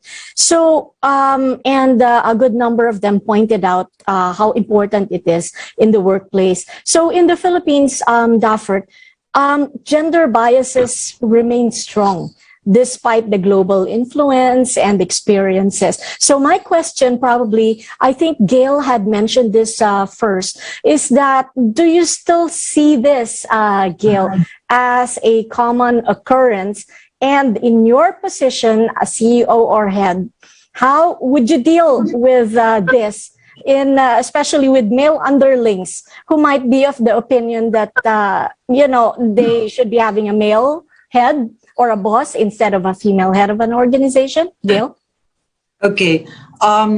Actually, I am proud that at Maybank, diversity, equity, and inclusion, or what we call, I mentioned earlier, DEI, it is actually an important part of our culture. So apart from engaging and leveraging a wide range of skill sets from the equally wide range of people, we purposely promote a workplace that champions equality and inclusivity and a sense of belongingness. In fact, DEI is an integral part of our mission in Maybank, our core values, the business strategy, which we have actually reinforced.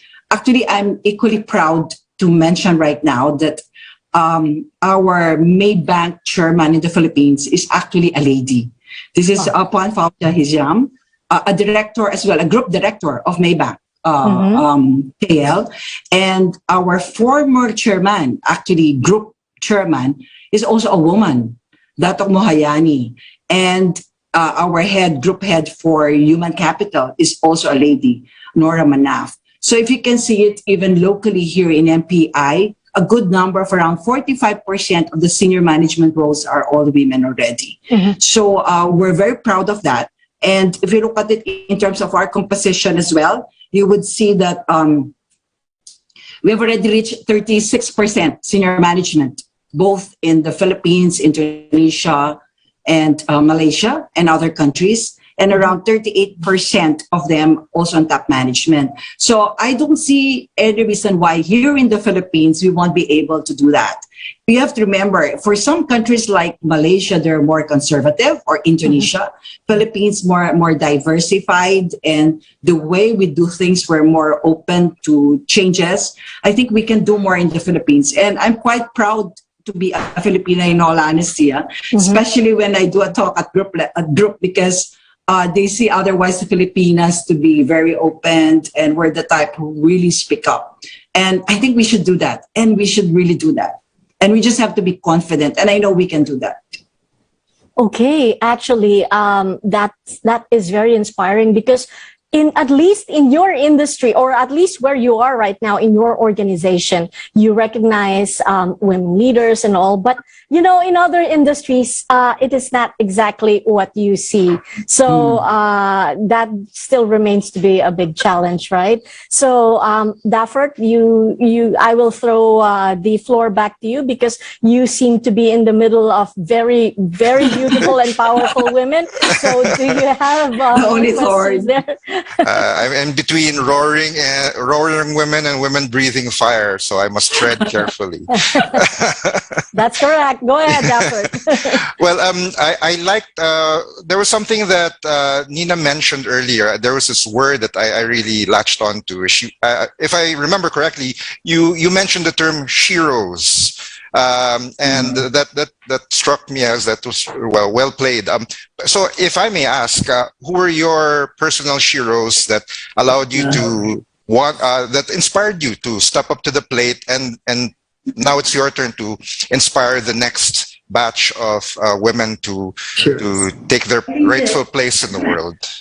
Thanks, Dafford. I think for many of us, it really started from the home, right? And so it should always be mom. It would always be mother, who would have been my first hero, at least and of course, my bigger sisters, my older sisters, they also influenced much who I became. And then I went to an all-private school for girls, and there were the nuns, and so they were my first blush. in terms of being heroes in my life. They were very inspirational. I guess they show the way as to how you could be a strong person, an independent person, and a person of who could be your own over the years. So, and of course, like supported by the men in my life, particularly my dad. And then I have my husband, a very good husband. And I was listening to the conversation early on. I must share that I'm a mother of 5, all of them very successful, 3 sons and 2 daughters. And I have 15 grandchildren. Well, and my sons can change diapers. They're very good fathers. so you have a lot of disciples. Actually, you've spread the word very well. If I may ask, though, your mother was one of your major heroes. Was she a housewife? Was she an She was a public school teacher. Okay. So both my parents were from the academe. My dad was a Fulbright scholar, so he went to the U.S. for his bachelor degree and Reading in England for his doctoral. No, so we come from a family of teachers, but. So I guess having them there and looking out for us as we were growing up, we were 7 in the family. Can you imagine? We were big families then. So we learned to look out for one another. Because I asked this because as teachers, I guess I wonder how they would adapt to the so-called new normal, where you have teachers having to lecture, learn software, learn conferencing software and apps just to be able to impart their knowledge and values. What do you think about the work from home setup then, or what do you think your parents would have thought about it? And now that it's part of the everyday pandemic experience, is there a future in this? Yeah.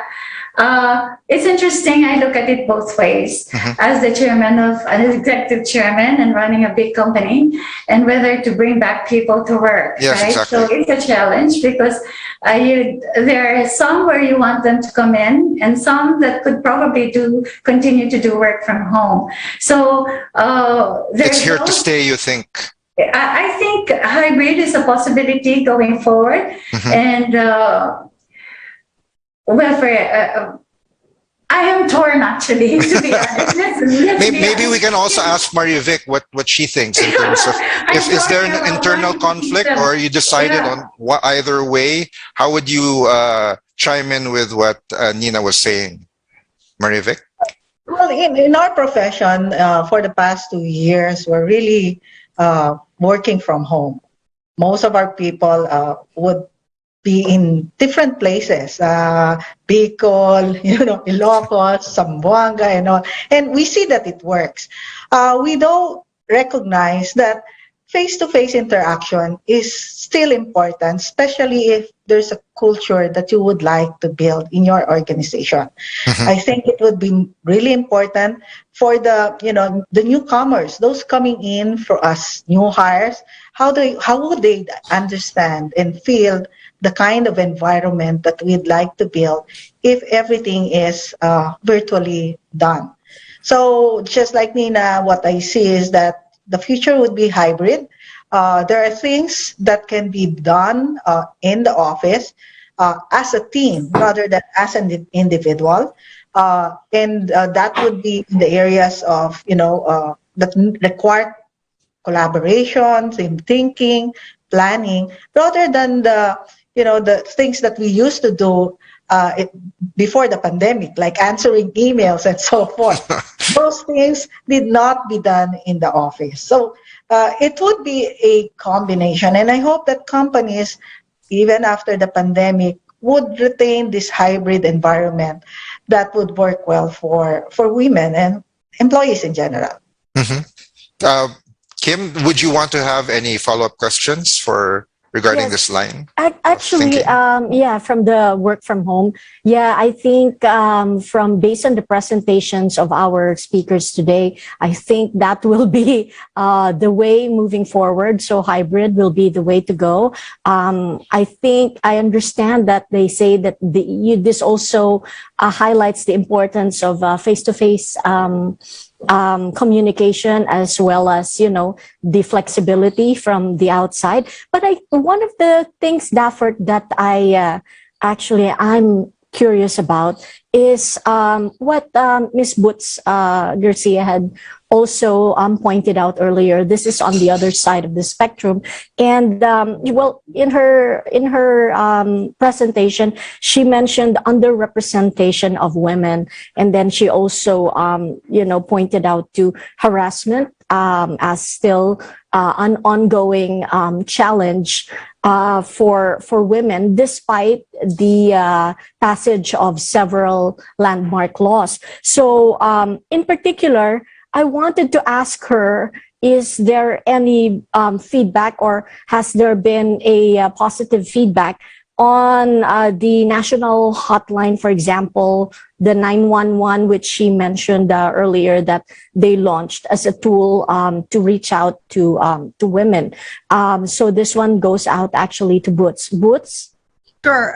Actually, the hotline was just recently launched. Mm-hmm. I still don't have feedback from the on the response of so-called victims, but even before the hotline was created, I think one of the challenges really on the implementation of the law is that the victims are scared, ashamed, or refuse to report for reasons that we don't need to talk about here. Yes. That said, unless they share their experiences with the law enforcers, we really will have a difficult time enforcing the law. So having said that, I think it's quite important that companies, apart from just implementing the law, creating this committee, if no one reports to the committee, then the committee becomes useless. So women in the workforce or in companies should also be educated and be encouraged to report these types of harassment. To begin with, even in their own company, that it should not be viewed as going to cause a stigma, that you will not be promoted because you reported your boss, your immediate boss who's responsible for your evaluation and promotion. So there's still a lot of work that needs to be done on creating awareness on the importance of reporting and informing the authorities that you have been a victim. That's right. Actually, I think, Boots, when I was in Congress before, because I was one of the authors of the Violence Against Women and Children, that had been extensively discussed. I think part of the reason why we lack implementation is that you're right, because very few of the victims are reluctant. They're mostly reluctant to come out in the open. And I guess maybe that should be also part of the advocacy of all the companies, private and in the public sector. And especially maybe that would be best, especially for those with women at the helm. So like we have now very powerful women leaders in their respective industries. We hope that they will be able to put up a setup there inside their organizations and make that committee, as you said, Boots, a little bit more positive rather than negative, because when you go there, it's like a complaint center. So you don't want to do that. So maybe a little bit more positive so you can incorporate that in between. What do you think? If I may add, Kim, that's why we developed that module, because in the past, when we were talking to companies, they really did not know how to implement the law. Yes. So they needed some guidance. So we developed this training module particularly for HR, as well as, of course, the heads of companies, for them to understand what does it take to implement this law, so that they create an environment in the company which will attract women to stay. I'm sure one of the considerations is I wonder what the reputation of the when deciding on an employment offer. So I wonder what's the reputation of this business. Has anyone there been harassed? How did they deal with it? So it's important that the companies and organizations know how to deal with such situation. Just to quickly say that, in fact, in one instance, in one company that I'm aware of, during the pandemic, they also created their own hotlines. Because during the pandemic, the incidence of violence against women in the households really increased because people were in the same place 24/7, you know. So you can That's imagine. right. That's right. Okay, so maybe this program of ours, this forum of ours, entitled "Empowered Women Powering Changes," would be, a very good platform to jumpstart that, especially for our women speakers here right now. But more than that, though, I have one more question here. And this one is, I think this one will be addressed to Reese. And this is about social entrepreneurship. So it says here, the rise in awareness of social entrepreneurship has certainly helped empower marginalized women, but very few succeed in the long term. So maybe we have seen that before, like, okay, so many wanted to be social entrepreneurs, and that's a very good thing. So why do you think that, very few had succeeded, like you, for example, and what could be done to help? Yeah, thank you. That's correct. I think social entrepreneurship is a very good path to support more women and to empower more marginalized communities, but it is not the only path. So let's start with that first. You can do women empowerment in so many different aspects. If you're like a leader of a big business, you can do that as well. But social entrepreneurship, I think it also targets a very specific group of people, mostly from a sector that is very hard to reach for the formal economy, for the formal sector. So I think it's very difficult to create systems to change an existing system, because it's a systemic change that needs to happen. That's why it's difficult. But I think what we could do about it is, well, to have more social enterprise models like R2R, and there are many others that can serve as inspiration and as model for how new social entrepreneurs could make their own models as well, and collaborate. So if we're able to collaborate with more sectors, I think our chances for success would be much higher. Because for R2R, for example, we didn't exist in a vacuum. We had the support of amazing fashion designers. We had the support of corporations. Many of them are here too, who we've partnered with throughout the year. So without their support, we also couldn't survive, because businesses need partners and business partners to survive. And now you will hear my son's online class in the background. So, there's London Bridge is falling down. Okay. So, yes, thank you very much for that answer, Reese. So, Dafford, we still have a lot of questions here, but do you think we still have the time for that? We do have time for a few more questions, but before we continue with the questions, I'd like to pause and just say how I appreciate how all the ladies have come out and in their finery and your selection of colors and outfits. Very nice, even down to the makeup, the choice of lip tint, if I may. It's just to serve as an inspiration. These ladies aren't just highly intelligent, successful. They also look good, make it look good and easy as well. So thank you very much for taking time out. Men don't seem to, I don't know if the men in your lives, but they should spend more time appreciating the amount of time and effort that goes to making it all effortless. Well, that's true. Hi, Kim. Hi, Dafford. Yeah, sorry. If I may just add with regards to marginalized women. Yes. In fact, if you look at it, it really requires a continuous support and ensure sustainability of any programs, right? When it comes to marginalized women. Just for the information of everyone, in Maybank, we have actually the RISE Foundation. This is actually the Rich Independence and Sustainable Entrepreneurship and Economic Empowerment designed to support disadvantaged communities, particularly marginalized women and PWDs. It increases their income and become financially independent. In fact, we started this in 2014. As of May 2021, we have 12,000 participants across Malaysia, Philippines, Indonesia, and Laos. And Philippines contributes 3,000 of them. Wow. And they are enrolled in this program. And in fact, they are now financially independent. So this is a program that we will continue. And in fact, thanks to our KL parent company, they gave us additional budget for it for this year. So we can support more. We can support more of this program nationwide. May I ask you to expound a little more, because when you mention this program, and for it to be somehow replicated in other sectors within our society, at least, one of the hurdles, the key hurdles, would be access to credit. It's one of the main challenges, especially for MSMEs, and a huge chunk of which are women. So, do you have any tips for ways to overcome this hurdle?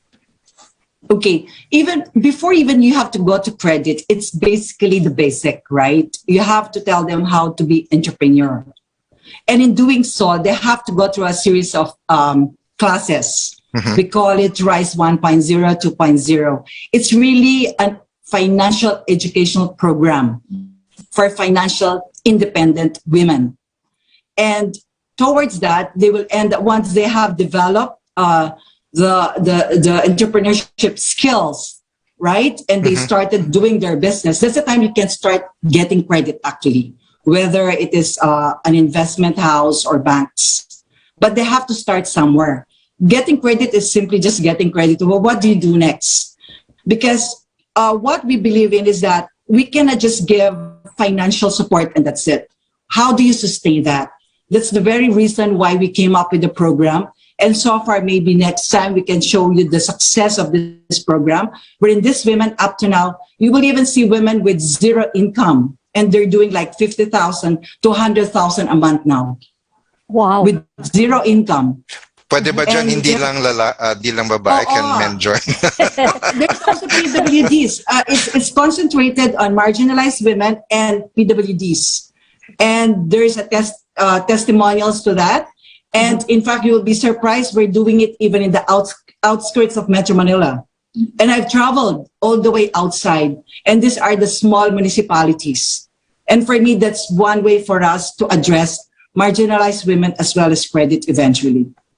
Okay, so that's really wonderful news. Gail actually would be very interested in that, but that will be for another time.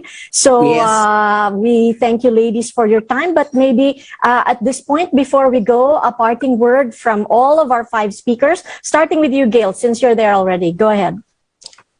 Of course, yeah, sorry, Dafford. Yeah. If I may lang, if with your indulgence, if I could ask just one more question, I'll open it to all of you. We have from our audience, rather insistent, because I guess it applies to I think her personal situation. Zoraida Zordilia asks, how can we convince organizations to establish a structure? Basically, most of you are either at the very top or amongst the top tier executives within your organizations. How can you begin a program of mentorship for executive managers to mentor middle managers, and the middle managers will mentor the supervisors, in terms of a program specifically for women to be mentored by senior women executives? Can I start? Can I? Yes, please. Talk to your women executives. They should be the one to lead this initiative, you know. I always believe that us women are lucky to have the opportunity to rise. So it is, I think, our moral responsibility to also pave the way for our the next generation, if you might put it, or the younger women, to take on the roles that we were able to achieve. So therefore, I think that if you come from an organization where there are women leaders, I think you should talk to your female senior executives and tell them, and to be the one to initiate it, because if the tone has to be led from the top. If there is a need signified by a junior person or a middle manager person that they want mentoring, I think the best approach is to talk to the boss, females, males, and tell them that we would like to pursue this mentoring program. And that's my view.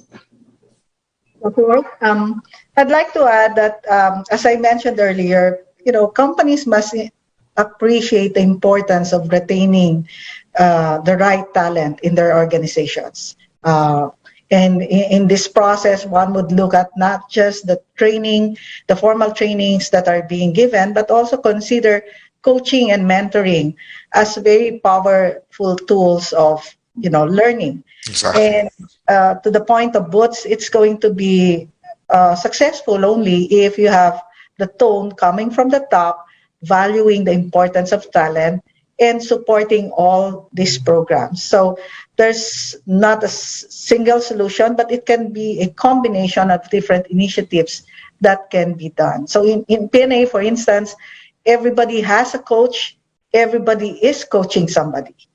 That's outside of the work that we do. When we talk about coaching conversations, we're not talking about work. Work is on the mentoring side. Coaching is about the individual himself and how he would continue his growth journey as a person. Okay, who would like to go next? Okay, I'll take it. Okay. If I look at it, it's a top down, down up, sideways. It works for both, right? It's not just management. It should also be the people down there, as mentioned earlier by Ms. Marivic. The mentor-mentee for me is, yes, it's very critical, and you really have to find time. Once you will be selected, if ever, as a mentor, you really have to find time.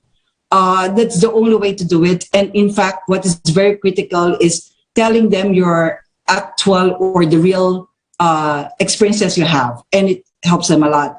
I can say this because reason is that for my last 30 years already, I managed to have a number of people are actually right now are senior management, and I'm very proud of them. But it was not only me, it was also them who would reach out. That's the only way to make it work. But I still believe it's the practical way of doing things. May I just add, Dafford, it's really the best person for the job, right? So whether you're male or female, you really make sure that you're competent to begin with. Mm-hmm. And there's one thing to be mentored, but the other thing to also be, to be able to absorb that mentoring.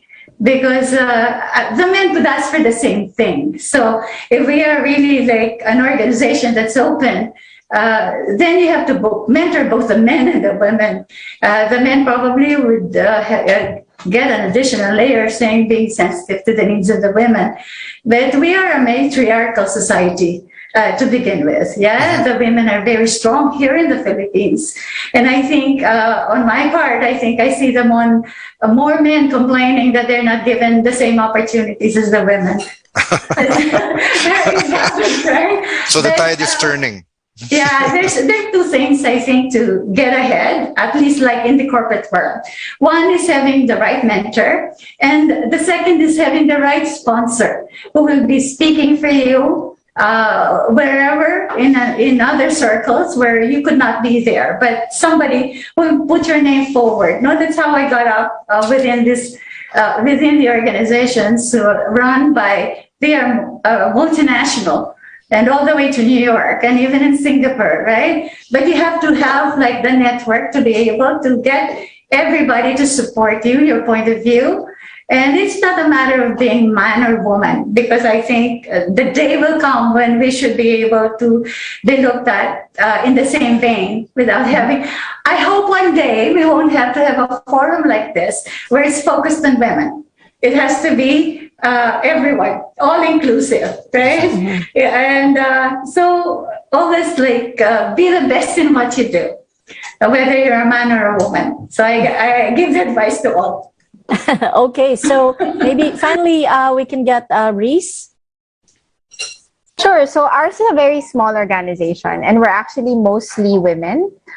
So I think for smaller organizations, it's easier because you're meeting all the time, and most of the time your meeting is already with the whole company. So we do that often, and I think for a small company, culture is very important. Actually, for big companies, culture is also very important. If you have a culture where people know that they can approach you at any time and they can message you and discuss possibilities about their career or about their life, I think that's a very good culture to be part of. I think being inclusive, as I mentioned earlier, needs to be intentional. So either you make a program and specifically tell people that we are open to do this and we're here to support you, or you make your culture that way so that people are just very confident to show up. But if you are like a person in a big organization, I agree with what has been said here. Approach the people and tell them what you need, so that, because we never know until we ask, right? And maybe we find out that this company is amazing and they're really going to listen to us, or we're going to find out that maybe, we can consider other companies. If it's not, diba, it's okay also. If it's Yes. not supportive of us, if we can't grow pala in this organization. Right. So either way, you win or you learn. Okay, wonderful words. Daffert? I think the ladies accounted themselves very well with their answers, don't you think? That's right. Okay, I mean, I wish we had a little bit more time, but so I'm going to give it back to you, Daffert. Please close our forum today. Well, if I may ask the ladies to give their parting words. Wasn't that the parting word already? Haven't we spoken enough? Yeah. Well, I, in my experience, the ladies like to have the last say, so I always give it. Okay, so, all right. So I think basically, Daffert, they have given their piece. And I think you, of everyone here participating, have learned a lot. Yes. So we thank you, ladies, for your very insightful words. And we hope, of course, we have to have you again. And as Nina said, in a more genderless forum, right? Yes. But because we're celebrating March as for women, so this is really for ours. So, Daffert? So thank you, Gail Del Rosario as President and CEO of Maybank, Marivic Espano as Chairperson and CEO of PNA Grant Thornton, Boots Garcia as the founding chairperson and president of the PWEN and co-chairperson also of the PBCWE. So Nina Aguas as the executive chairperson of Insular Life, and Reese Fernandez Cruz as the president and founding partner, as the founding partner of Rags to Riches. Thank you very much for spending some of your valuable time with us. Yes, thank you very much. And Daffert, would you like to also thank our sponsors for all of us? Because this event would not have been possible if not for our very kind sponsors. Go ahead.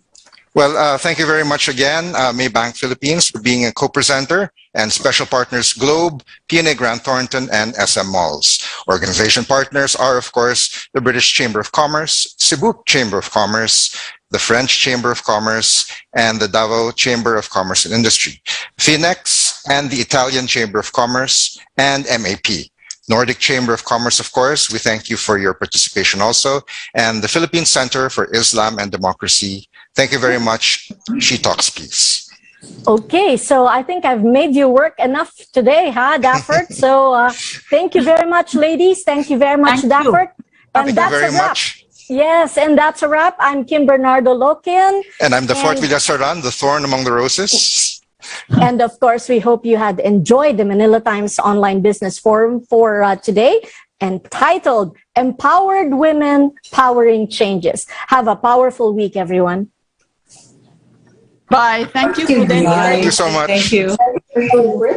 And good to meet you, the ladies that I'm meeting for the first time.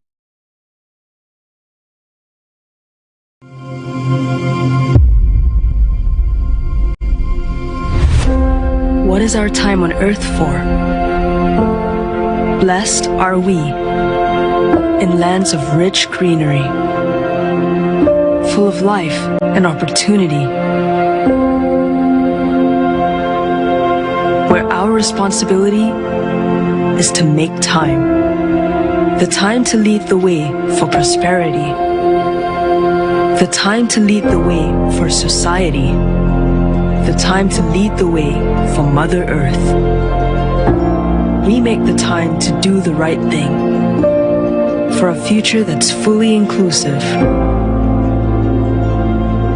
and to leave no one behind, to share the prosperity for greater unity in our diversity, to elevate society by bridging the financial divide with easy access to financial facilities for all. Make time to innovate for humanity.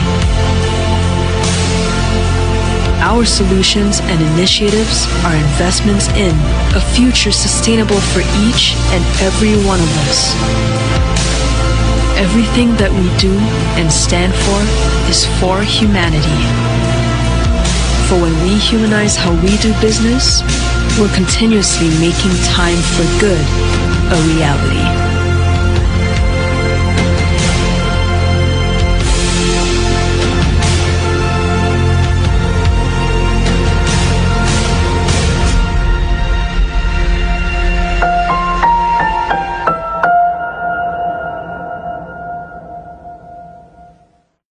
What's more important for you?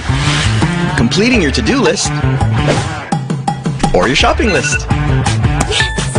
Finally! Wow naman! Getting all the likes?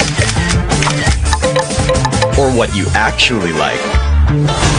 Whoa! You the man! I know, right?